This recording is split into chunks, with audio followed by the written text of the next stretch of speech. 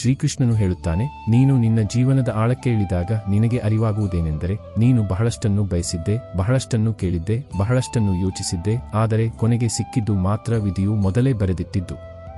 ಈ ಮಾತು ಕೇಳಲು ಚಿಕ್ಕದೆನಿಸಬಹುದು, ಆದರೆ ಇದನ್ನು ಅಂತರಂಗಕ್ಕೆ ಇಳಿಸಿಕೊಳ್ಳುವುದೇ ಒಂದು ತಪಸ್ಸು. ಯಾವುದು ಹಣೆಬರಹದಲ್ಲಿದೆಯೋ ಅದು ಒಂದು ದಿನ ಖಂಡಿತವಾಗಿಯೂ ಬಂದೇ ಬರುತ್ತದೆ.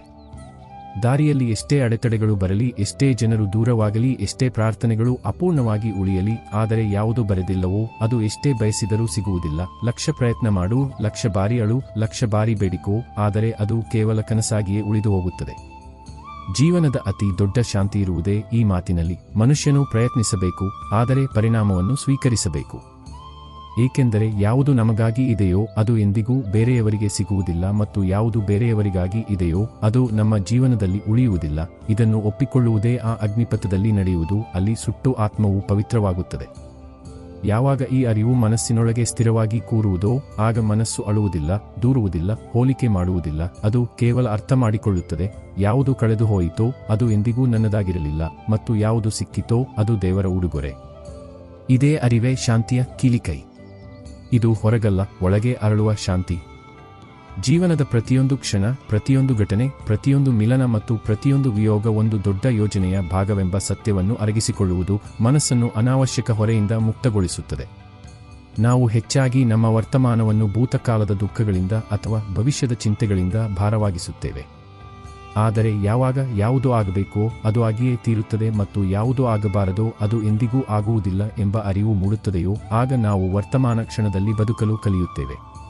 ಪ್ರಯತ್ನಿಸುವುದು ನಮ್ಮ ಕರ್ಮ, ಫಲದ ಮೇಲೆ ನಮಗೆ ಅಧಿಕಾರವಿಲ್ಲ. ಈ ಜ್ಞಾನವು ನಮ್ಮನ್ನು ಕರ್ಮಯೋಗಿಯನ್ನಾಗಿ ಮಾಡುತ್ತದೆ. ಕರ್ಮವನ್ನು ಮಾಡುವವನು ಆದರೆ ಫಲದ ಆಸಕ್ತಿಯಿಂದ ಮುಕ್ತನಾಗಿರುವವನು. ಗೀತೆಯು ನಮಗೆ ಕಲಿಸುವ ನಿಷ್ಕಾಮ ಕರ್ಮದ ಸಾರವೇ ಇದು. ಈ ಸ್ವೀಕಾರದಲ್ಲಿ ಒಂದು ಅದ್ಭುತ ಸ್ವಾತಂತ್ರ್ಯವಿದೆ, ಒಂದು ಆಳವಾದ ಶಾಂತಿಯಿದೆ. ಅದು ಪ್ರಪಂಚದ ಏರಿಳಿತಗಳಿಂದ ಪ್ರಭಾವಿತವಾಗುವುದಿಲ್ಲ. ಸಾಮಾನ್ಯವಾಗಿ ಎಲ್ಲವೂ ಕಳೆದು ಹೋದಾಗ, ಸಂಬಂಧಗಳು, ಆಪ್ತತೆ, ಮಾತುಗಳು, ಆಸರೆ, ಆಗ ಜೀವನವು ನಮ್ಮನ್ನು ಮೌನದತ್ತ ತಳ್ಳುತ್ತದೆ. ಮತ್ತು ಈ ಮೌನವು ಶಿಕ್ಷೆಯಲ್ಲ, ಬದಲಿಗೆ ಪರಮಾತ್ಮನ ಆಮಂತ್ರಣ. ಏಕೆಂದರೆ ಯಾವಾಗ ಮನಸ್ಸಿನ ಮಾತನ್ನು ಕೇಳುವವರು ಯಾರೂ ಇರುವುದಿಲ್ಲವೋ ಆಗ ಆತ್ಮವು ತನ್ನ ಅತ್ಯಂತ ಸತ್ಯವಾದ ಕರೆಯಲ್ಲಿ ಪ್ರಭುವನ್ನು ಕರೆಯುತ್ತದೆ. ಪ್ರತಿಯೊಂದು ಒಂಟಿತನವೂ ಆತ್ಮದಿಂದ ಪರಮಾತ್ಮನವರೆಗೆ ಒಂದು ಸೇತುವೆಯಾಗುತ್ತದೆ. ಮತ್ತು ಯಾರು ಇದನ್ನು ಸ್ವೀಕರಿಸುತ್ತಾರೋ ಅವರಿಗೆ ಬೇರೆ ಯಾರ ಅಗತ್ಯವೂ ಇರುವುದಿಲ್ಲ. ಅವರು ಎಲ್ಲಿ ಕುಳಿತರೂ ಅಲ್ಲಿ ಪ್ರಭುವಿನ ಉಪಸ್ಥಿತಿ ಇರುತ್ತದೆ. ಯಾರು ಹತ್ತಿರದಲ್ಲಿಲ್ಲವೋ ಆಗ ದೇವರೇ ಅತ್ಯಂತ ಹತ್ತಿರದಲ್ಲಿರುತ್ತಾನೆ. ಆತನು ಪ್ರತಿ ಶ್ವಾಸದಲ್ಲಿ, ಪ್ರತಿ ಹೃದಯದ ಬಡಿತದಲ್ಲಿ, ಪ್ರತಿ ದೃಷ್ಟಿಯಲ್ಲಿ ನೆಲೆಸಿರುತ್ತಾನೆ. ಈ ಅನುಭವವು ಶಬ್ದಗಳಿಗೆ ಮೀರಿದ್ದು. ಈ ಅರಿವು ಎಲ್ಲವನ್ನೂ ಕಳೆದುಕೊಂಡರೂ ಪ್ರಭುವನ್ನು ಮರೆಯದವನಿಗೆ ಮಾತ್ರ ತಲುಪುತ್ತದೆ. ಮತ್ತು ಯಾವಾಗ ಜೀವನವು ಈಗ ಕೇವಲ ದೇವರೊಬ್ಬನೇ ಉಳಿದಿದ್ದಾನೆ ಎಂಬ ಸಂಕೇತವನ್ನು ನೀಡುತ್ತದೆಯೋ ಆಗ ಅರ್ಥ ಮಾಡಿಕೊಳ್ಳಬೇಕು, ಆತ್ಮದ ವಿಕಾಸವು ಅದೇ ತಿರುವಿನಿಂದ ಪ್ರಾರಂಭವಾಗುತ್ತದೆ. ಇದೇ ಆ ತಿರುವು. ಯಾವಾಗ ಒಬ್ಬ ಸಾಮಾನ್ಯ ಮನುಷ್ಯನು ಸಾಧಕನಾಗುತ್ತಾನೋ ಅಲೆಯುವ ಆತ್ಮವು ಜಾಗೃತ ಆತ್ಮವಾಗುತ್ತದೆ. ಈ ಮೌನವು ಕೇವಲ ಬಾಹ್ಯ ಮೌನವಲ್ಲ, ಇದು ಅಂತರಂಗದ ಸಂವಾದ. ಯಾವಾಗ ಪ್ರಪಂಚದ ಗದ್ದಲವು ಶಾಂತವಾಗುತ್ತದೆಯೋ ಆಗಲೇ ಆತ್ಮದ ಮಧುರವಾದ, ನಿಧಾನವಾದ ಧ್ವನಿ ಕೇಳಿಸುತ್ತದೆ. ಈ ಮೌನದಲ್ಲಿ ಭಯವಿಲ್ಲ, ಬದಲಾಗಿ ಒಂದು ಆಳವಾದ ನಂಬಿಕೆಯಿದೆ, ಎಲ್ಲವನ್ನೂ ನಡೆಸುತ್ತಿರುವ ಆ ಅದೃಶ್ಯ ಶಕ್ತಿಯ ಮೇಲೆ ನಂಬಿಕೆ.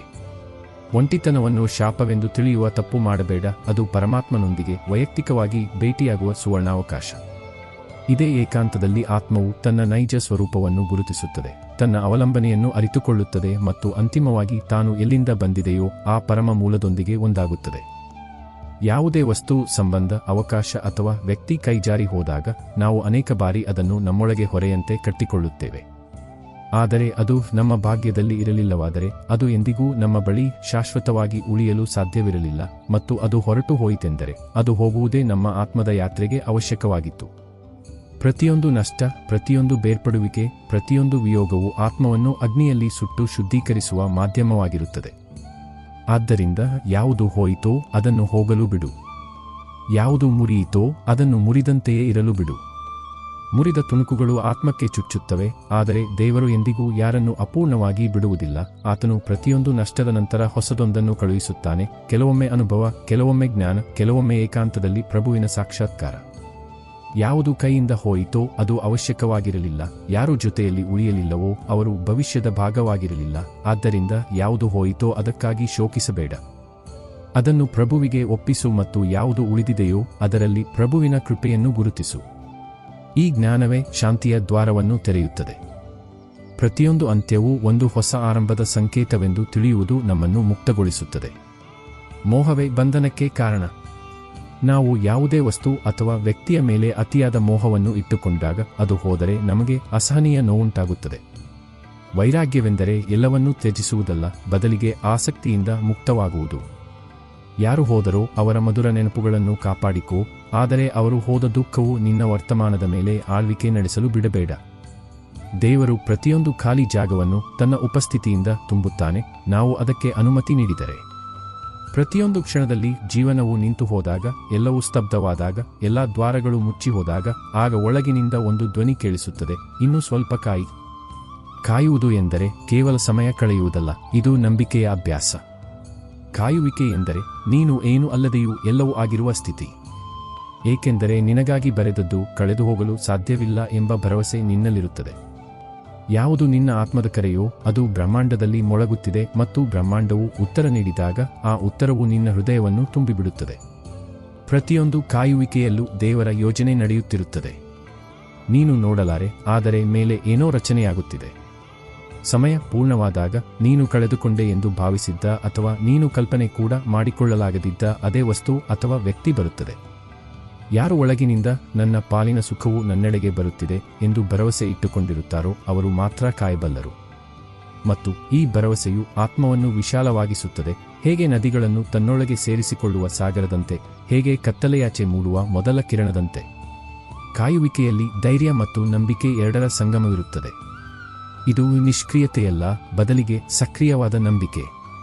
ಈ ಸ್ಥಿತಿಯಲ್ಲಿ ನಾವು ಬಾಹ್ಯ ಪರಿಸ್ಥಿತಿಗಳ ಮೇಲೆ ನಿಯಂತ್ರಣ ಕಳೆದುಕೊಳ್ಳುತ್ತೇವೆ, ಆದರೆ ನಮ್ಮೊಳಗಿನ ಸ್ಥಿರತೆಯನ್ನು ಕಾಪಾಡಿಕೊಳ್ಳುತ್ತೇವೆ. ನಮ್ಮ ಜೀವನವನ್ನು ಒಂದು ಉನ್ನತ ಶಕ್ತಿಯು ನಡೆಸುತ್ತಿದೆ ಎಂಬ ಅರಿವು ನಮ್ಮನ್ನು ಅಧೀರತೆ ಮತ್ತು ಆತಂಕದಿಂದ ಕಾಪಾಡುತ್ತದೆ. ಕಾಯುವಿಕೆಯ ಫಲವು ನಮ್ಮ ನಿರೀಕ್ಷೆಗಳಿಗಿಂತಲೂ ಹೆಚ್ಚು ಮಧುರವಾಗಿರುತ್ತೆ, ಏಕೆಂದರೆ ಅದನ್ನು ದೇವರು ಆರಿಸಿರುತ್ತಾನೆ, ನಮ್ಮ ಸೀಮಿತ ಇಚ್ಛೆಗಳಲ್ಲ. ಬಹಳ ಬಾರಿ ನಾವು ಯೋಚಿಸುತ್ತೇವೆ, ಯಾರೋ ಒಬ್ಬ ವ್ಯಕ್ತಿ, ಘಟನೆ, ಮಾತು, ನಡವಳಿಕೆ, ಆಸರೆ ಅಥವಾ ಗೌರವದಿಂದ ನಮಗೆ ಸುಖ ಸಿಗುತ್ತದೆ ಎಂದು. ಆದರೆ ಜೀವನವು ಒಂದೊಂದಾಗಿ ಆ ಸ್ತಂಭಗಳನ್ನು ಕೆಡವಿದಾಗ ಕೊನೆಗೆ ಅರ್ಥವಾಗುವುದೇನೆಂದರೆ, ನಿಜವಾದ ಸುಖ ಸಿಗುವುದು ಯಾವಾಗ ನಮ್ಮೊಳಗೆ ಏನನ್ನಾದರೂ ಪಡೆಯುವ ಬಯಕೆ ಇರುವುದಿಲ್ಲವೋ ಆಗ. ಯಾವಾಗ ಅಪೇಕ್ಷೆಗಳು ಕೊನೆಗೊಳ್ಳುತ್ತವೆಯೋ ಆಗ ನಮ್ಮೊಳಗೆ ಒಂದು ಶೂನ್ಯತೆ ಹುಟ್ಟುತ್ತದೆ ಮತ್ತು ಅದೇ ಶೂನ್ಯತೆಯಲ್ಲಿ ದೇವರು ನೆಲೆಸುತ್ತಾನೆ. ನಾವು ಎಷ್ಟು ಅಪೇಕ್ಷಿಸುತ್ತೇವೆಯೋ ಅಷ್ಟು ದುಃಖವನ್ನು ಪಡೆಯುತ್ತೇವೆ. ಆದರೆ ಯಾವಾಗ ನಾವು ಕೊಡಲು ಕಲಿಯುತ್ತೇವೆಯೋ, ಬದಲಿಗೆ ಏನನ್ನೂ ಬಯಸದೆ, ಗೌರವವನ್ನು ನಿರೀಕ್ಷಿಸದೆ, ಮೌಲ್ಯವನ್ನು ಲೆಕ್ಕಿಸದೆ, ಆಗ ನಮ್ಮೊಳಗೆ ಶಾಂತಿಯ ಬೇರುಗಳು ಹರಡುತ್ತವೆ. ಈ ಸುಖವು ಬಾಹ್ಯ ನಗುವಲ್ಲ, ಒಂದು ಆಂತರಿಕ ಸ್ಥಿರತೆ. ಇದು ಎಂತಹ ಸ್ಥಿತಿ ಎಂದರೆ, ಯಾರು ಎಷ್ಟೇ ಹೇಳಲಿ, ಯಾರು ಏನು ಬೇಕಾದರೂ ಮಾಡಲಿ, ಯಾರು ಎಷ್ಟೇ ದೂರ ಹೋಗಲಿ, ನೀನು ಒಳಗಿನಿಂದ ಅಲುಗಾಡುವುದಿಲ್ಲ, ಏಕೆಂದರೆ ನಿನ್ನ ಆತ್ಮವು ಈಗ ಯಾವುದೇ ನಿರೀಕ್ಷೆಯ ಗುಲಾಮನಾಗಿರುವುದಿಲ್ಲ. ಇದೇ ಆತ್ಮನಿರ್ಭರತೆ, ಇದೇ ನಿರ್ಲಿಪ್ತತೆ, ಇದೇ ನಿಜವಾದ ಸುಖ. ಪ್ರಪಂಚದ ವಸ್ತುಗಳು ಮತ್ತು ಸಂಬಂಧಗಳು ಕ್ಷಣಿಕ ಸುಖವನ್ನು ನೀಡಬಲ್ಲವು, ಆದರೆ ಶಾಶ್ವತ ಆನಂದದ ಮೂಲವೂ ಒಳಗೆ ಇದೆ. ನಾವು ನಮ್ಮ ಸಂತೋಷಕ್ಕಾಗಿ ಬಾಹ್ಯ ಕಾರಣಗಳ ಮೇಲೆ ಅವಲಂಬಿತರಾದಾಗ ನಾವು ಯಾವಾಗಲೂ ನಿರಾಶೆಗೊಳ್ಳುವ ಅಪಾಯದಲ್ಲಿರುತ್ತೇವೆ. ಆದರೆ ನಾವು ನಮ್ಮ ಸಂತೋಷದ ನಿಯಂತ್ರಣವನ್ನು ನಮ್ಮೊಳಗೆ ತೆಗೆದುಕೊಂಡಾಗ, ಅಪೇಕ್ಷೆಗಳನ್ನು ತ್ಯಜಿಸಿ ಸಂತೃಪ್ತಿಯನ್ನು ಅಳವಡಿಸಿಕೊಂಡಾಗ, ನಾವು ನಿಜವಾದ ಅರ್ಥದಲ್ಲಿ ಸ್ವತಂತ್ರರು ಮತ್ತು ಸುಖಿಗಳಾಗುತ್ತೇವೆ. ನಿರ್ಲಿಪ್ತತೆ ಎಂದರೆ ಉದಾಸೀನತೆಯಲ್ಲ, ಬದಲಿಗೆ ಅನಾಸಕ್ತ ಪ್ರೇಮ, ಪ್ರೀತಿಸುವುದು, ಆದರೆ ಬದಲಿಗೆ ಏನನ್ನೂ ಬಯಸದಿರುವುದು. ಇದೇ ಪ್ರೀತಿಯ ಶುದ್ಧ ರೂಪ ಮತ್ತು ಇದೇ ಶಾಶ್ವತ ಸುಖದ ಮಾರ್ಗ. ಜೀವನವು ಬಹಳಷ್ಟನ್ನು ಕಸಿದುಕೊಂಡಾಗ, ಸಂಬಂಧಗಳು, ಆರೋಗ್ಯ, ಸಾಮರ್ಥ್ಯ, ಕನಸುಗಳು, ಆಗ ಯಾವುದು ಉಳಿದಿರುತ್ತದೆಯೋ ಅದೇ ಅತ್ಯಂತ ಮೌಲ್ಯಯುತವಾದುದು. ಸಾಮಾನ್ಯವಾಗಿ ನಾವು ಯಾವುದು ಉಳಿದಿದೆಯೋ ಅದರತ್ತ ಗಮನ ಹರಿಸುವುದಿಲ್ಲ, ಏಕೆಂದರೆ ಯಾವುದು ಹೋಗಿದೆಯೋ ಅದರ ಶೋಕದಲ್ಲಿ ಮುಳುಗಿರುತ್ತೇವೆ. ಆದರೆ ಯಾವುದು ಉಳಿದಿದೆಯೋ ಅದರಲ್ಲೇ ಪ್ರಭುವಿನ ಕೃಪೆ ಅಡಗಿರುತ್ತದೆ. ಉಸಿರು ನಡೆಯುತ್ತಿದ್ದರೆ ಆತ್ಮದ ಕೆಲಸ ಇನ್ನೂ ಅಪೂರ್ಣ, ಮನಸ್ಸು ಯೋಚಿಸಬಹುದಾದರೆ ಪ್ರಭುವಿನೊಂದಿಗೆ ಸಂವಾದ ಇನ್ನೂ ಬಾಕಿ ಇದೆ. ಜೀವನದಲ್ಲಿ ಏನೇ ಉಳಿದಿರಲಿ, ಅದು ಶರೀರವಿರಲಿ, ದೃಷ್ಟಿಯಿರಲಿ, ಅನುಭವವಿರಲಿ, ಮೌನವಿರಲಿ, ಅದರಲ್ಲಿಯೇ ಜೀವನದ ಉಳಿದ ಸಂಗೀತವಿದೆ. ಆತ್ಮವು ತನ್ನ ಅತ್ಯಂತ ಪವಿತ್ರ ರೂಪದಲ್ಲಿ ವಿಕಸನಗೊಳ್ಳುವುದು ಇಂತಹ ಕ್ಷಣಗಳಲ್ಲಿಯೇ. ಮತ್ತು ಈ ಉಳಿದ ಕ್ಷಣಗಳು ಕಡಿಮೆ ಇದ್ದರೂ ಹೆಚ್ಚು ಮಹತ್ವದ್ದಾಗಿರುತ್ತವೆ. ಅವುಗಳ ಮಹತ್ವವನ್ನು ಶಬ್ದಗಳಿಂದಲ್ಲ, ಅನುಭವಗಳಿಂದ ತಿಳಿಯಲಾಗುತ್ತದೆ. ಏಕೆಂದರೆ ಯಾವ ಕ್ಷಣಗಳಲ್ಲಿ ಗದ್ದಲವಿಲ್ಲವೋ, ಓಟವಿಲ್ಲವೋ, ಬಯಕೆಯಿಲ್ಲವೋ, ಅದೇ ಕ್ಷಣಗಳಲ್ಲಿ ಪರಮಾತ್ಮನನ್ನು ಭೇಟಿಯಾಗುವ ಸಾಧ್ಯತೆ ಅತ್ಯಧಿಕವಾಗಿರುತ್ತದೆ. ಯಾವುದು ಉಳಿದಿದೆಯೋ ಅದರಲ್ಲಿಯೇ ಆನಂದವನ್ನು ಹುಡುಕು. ಅದೇ ಅತ್ಯಂತ ಆಳವಾದ ಸತ್ಯ. ಕೃತಜ್ಞತೆಯ ಭಾವ ಹುಟ್ಟುವುದು ಇಲ್ಲಿಂದಲೇ.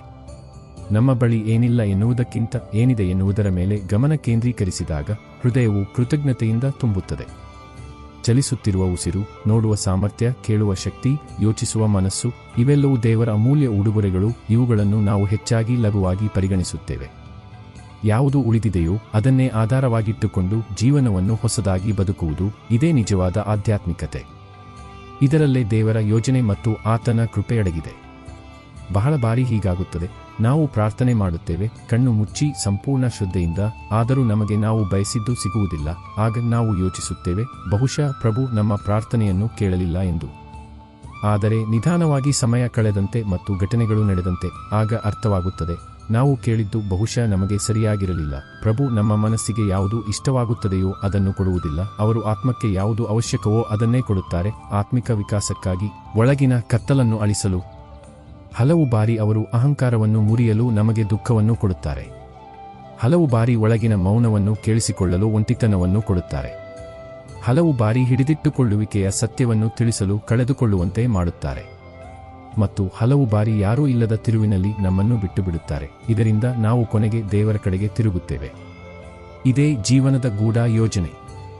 ಮನಸ್ಸು ಗೊಂದಲಕ್ಕೊಳಗಾಗುತ್ತದೆ, ಆದರೆ ಆತ್ಮವು ಅಂತಿಮವಾಗಿ ಮುಕ್ತವಾಗುತ್ತದೆ. ನಮ್ಮ ದೃಷ್ಟಿ ಸೀಮಿತ. ನಾವು ಕೇವಲ ತಕ್ಷಣದ ಲಾಭ ಅಥವಾ ಸುಖವನ್ನು ನೋಡುತ್ತೇವೆ. ಆದರೆ ದೇವರ ದೃಷ್ಟಿ ಅನಂತ. ಆತನು ನಮ್ಮ ದೂರಗಾಮಿ ಕಲ್ಯಾಣವನ್ನು ನೋಡುತ್ತಾನೆ. ಆತನ ಯೋಜನೆ ನಮ್ಮ ತಿಳುವಳಿಕೆಗೆ ಮೀರಿದ್ದಾಗಿರಬಹುದು, ಆದರೆ ಅದು ಯಾವಾಗಲೂ ನಮ್ಮ ಹಿತದಲ್ಲಿರುತ್ತದೆ.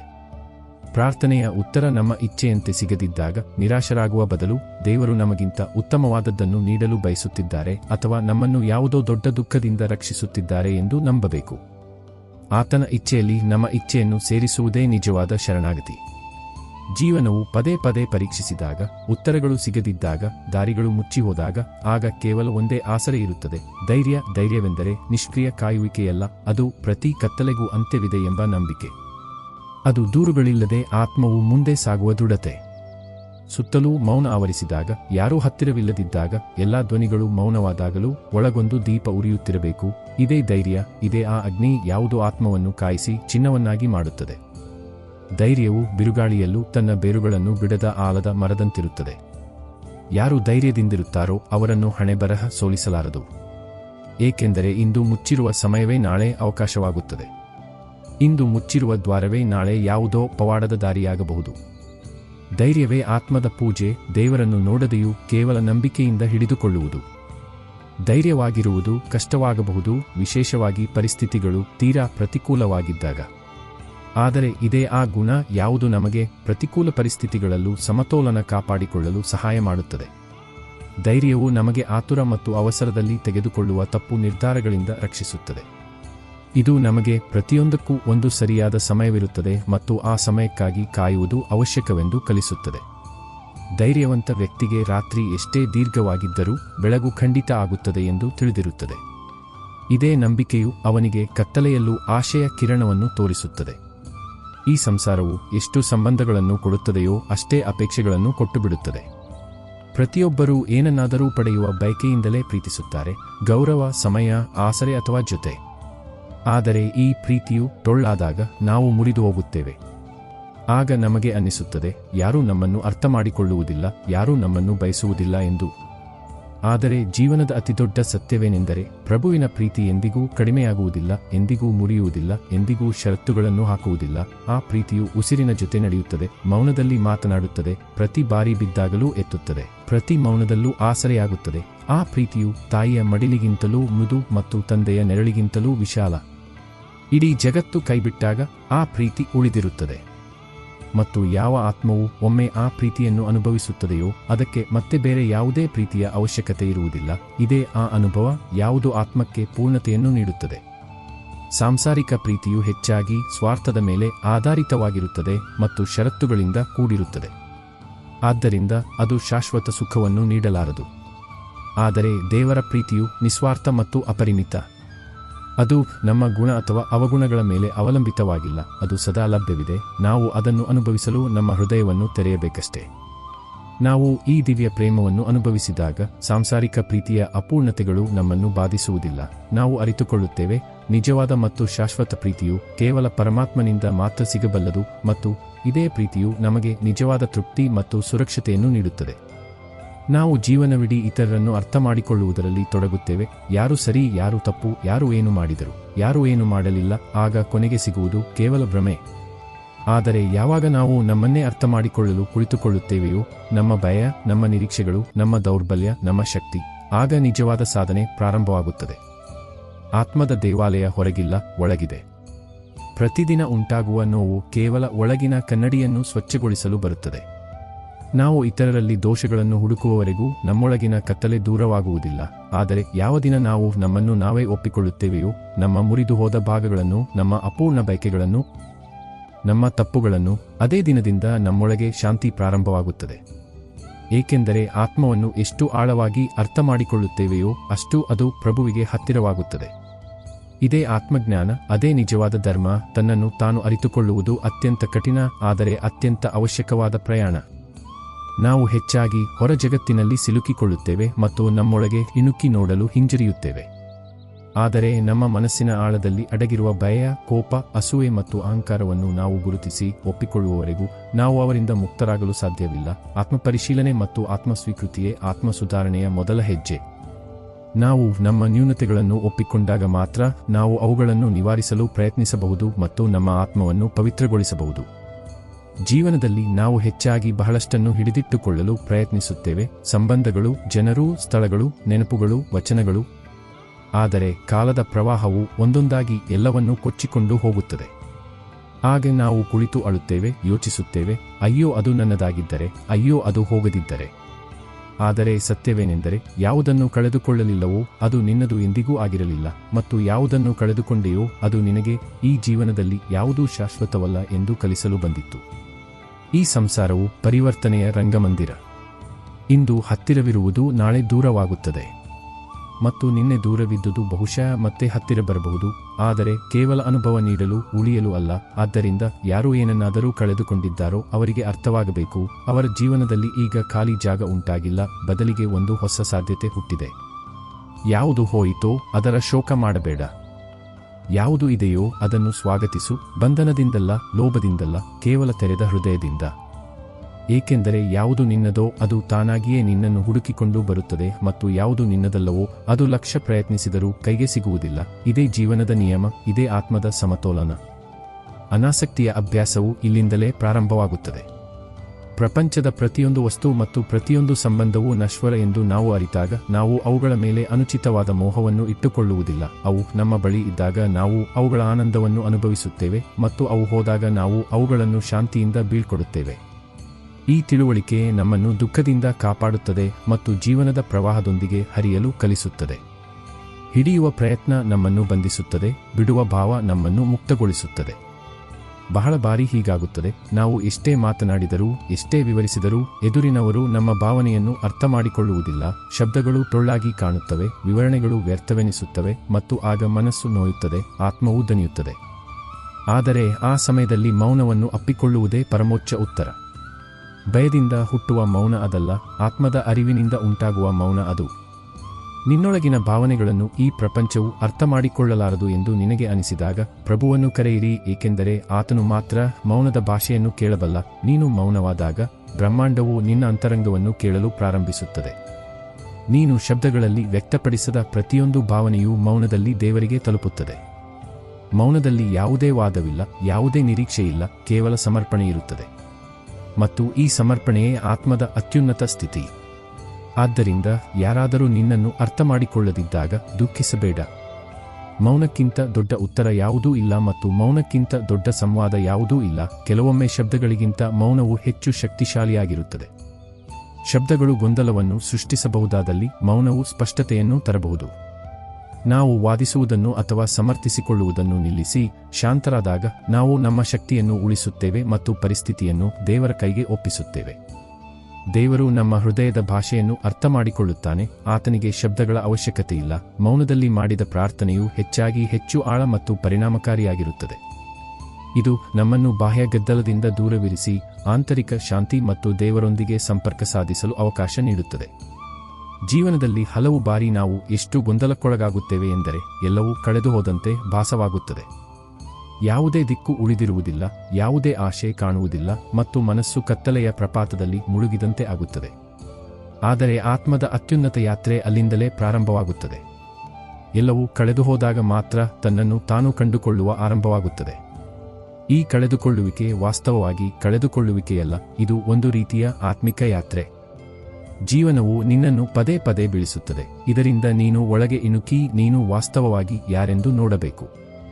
ಮತ್ತು ಯಾವಾಗ ಎಲ್ಲವೂ ಕಸಿದುಕೊಂಡರೂ ನಾನು ಉಳಿದಿರುತ್ತೇನೆ ಎಂದು ನೀನು ಗುರುತಿಸಿಕೊಳ್ಳುತ್ತೀಯೋ ಆಗ ನೀನು ಮುಕ್ತನಾಗುತ್ತೀಯೇ. ಈ ಕಳೆದುಕೊಳ್ಳುವ ಭಾವನೆಯೇ ಆತ್ಮವನ್ನು ಪರಮಾತ್ಮನವರೆಗೆ ಕೊಂಡೊಯ್ಯುವ ದ್ವಾರ. ಹೇಗೆ ಬೀಜವು ಮಣ್ಣಿನಲ್ಲಿ ಕಳೆದುಹೋದಾಗ ಮಾತ್ರ ಮೊಳಕೆಯೊಡೆಯುತ್ತದೆಯೋ ಹಾಗೆಯೇ ಆತ್ಮವು ಕೆಲವೊಮ್ಮೆ ಕಳೆದುಹೋಗಬೇಕಾಗುತ್ತದೆ. ಇದರಿಂದ ಅದು ಒಳಗಿನಿಂದ ಜಾಗೃತವಾಗಿ ತನ್ನ ನಿಜ ಸ್ವರೂಪವನ್ನು ಗುರುತಿಸುತ್ತದೆ. ಗೊಂದಲ ಮತ್ತು ದಿಕ್ಕಿಲ್ಲದ ಕ್ಷಣಗಳು ವಾಸ್ತವವಾಗಿ ಆತ್ಮಕ್ಕೆ ಅವಕಾಶಗಳಾಗಿವೆ. ಬಾಹ್ಯ ಆಸರೆಗಳು ಮುರಿದು ಬಿದ್ದಾಗ ಮಾತ್ರ ನಾವು ನಮ್ಮ ಆಂತರಿಕ ಶಕ್ತಿಯನ್ನು ಹುಡುಕಲು ಪ್ರೇರೇಪಿತರಾಗುತ್ತೇವೆ. ಈ ಕಳೆದುಕೊಳ್ಳುವಿಕೆ ವಾಸ್ತವವಾಗಿ ಹಳೆಯ ಗುರುತು, ಸುಳ್ಳು ಅಹಂಕಾರ ಮತ್ತು ವ್ಯರ್ಥ ಆಸಕ್ತಿಗಳ ಕಳೆದುಕೊಳ್ಳುವಿಕೆಯಾಗಿದೆ. ಇವೆಲ್ಲವೂ ಹೋದಾಗ ಮಾತ್ರ ಆತ್ಮವು ತನ್ನ ಶುದ್ಧ ಸನಾತನ ಸ್ವರೂಪದಲ್ಲಿ ಪ್ರಕಟವಾಗುತ್ತದೆ. ಕತ್ತಲೆಯೇ ಬೆಳಕಿನ ಮಹತ್ವವನ್ನು ಅರ್ಥಮಾಡಿಕೊಳ್ಳಲು ಸಹಾಯ ಮಾಡುತ್ತದೆ. ಅದೇ ರೀತಿ ಕಳೆದುಕೊಳ್ಳುವ ಅನುಭವವೇ ನಮಗೆ ನಮ್ಮ ಅವಿನಾಶಿ ಸ್ವರೂಪದ ಅರಿವನ್ನು ಮೂಡಿಸುತ್ತದೆ. ಈ ಸಂಸಾರದಲ್ಲಿ ಪ್ರತಿಯೊಬ್ಬರೂ ಹೋರಾಡುತ್ತಾರೆ, ಕೆಲವರು ಶಬ್ದಗಳಿಂದ, ಕೆಲವರು ಪರಿಸ್ಥಿತಿಗಳಿಂದ, ಕೆಲವರು ಆಪ್ತರಿಂದ, ಕೆಲವರು ತಮ್ಮಿಂದಲೇ. ಆದರೆ ಅತ್ಯಂತ ಆಳವಾದ ವಿಜಯವು ಹೊರಗಲ್ಲ, ಒಳಗಿರುತ್ತದೆ. ಯಾರು ನೋವನ್ನು ಸಹಿಸಿಕೊಂಡರೂ, ಯಾರು ಉಪೇಕ್ಷೆಯನ್ನು ಅರಿವನ್ನಾಗಿ ಪರಿವರ್ತಿಸಿಕೊಂಡರೂ, ಯಾರು ಅವಮಾನವನ್ನು ಆತ್ಮಬಲವನ್ನಾಗಿ ಮಾಡಿಕೊಂಡರೂ ಅವರೇ ನಿಜವಾದ ವಿಜಯಶಾಲಿ. ಸಹಿಸಿಕೊಳ್ಳುವುದು ದೌರ್ಬಲ್ಯವಲ್ಲ, ಬದಲಿಗೆ ಪ್ರತಿ ಬಿರುಗಾಳಿಯನ್ನು ಮೌನವಾಗಿ ದಾಟುವ ಒಳಗಿನ ಶಕ್ತಿ.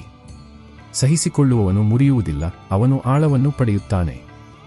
ಹೇಗೆ ನದಿಯು ಬಂಡೆಗಳಿಗೆ ಅಪ್ಪಳಿಸಿದರೂ ಹರಿಯುತ್ತಲೇ ಇರುತ್ತದೆಯೋ ಹಾಗೆಯೇ ಸಹಿಸಿಕೊಳ್ಳಲು ಕಲಿತ ಆತ್ಮವು ಕಾಲದ ಪ್ರತಿಯೊಂದು ಪರೀಕ್ಷೆಯನ್ನು ದಾಟುತ್ತದೆ.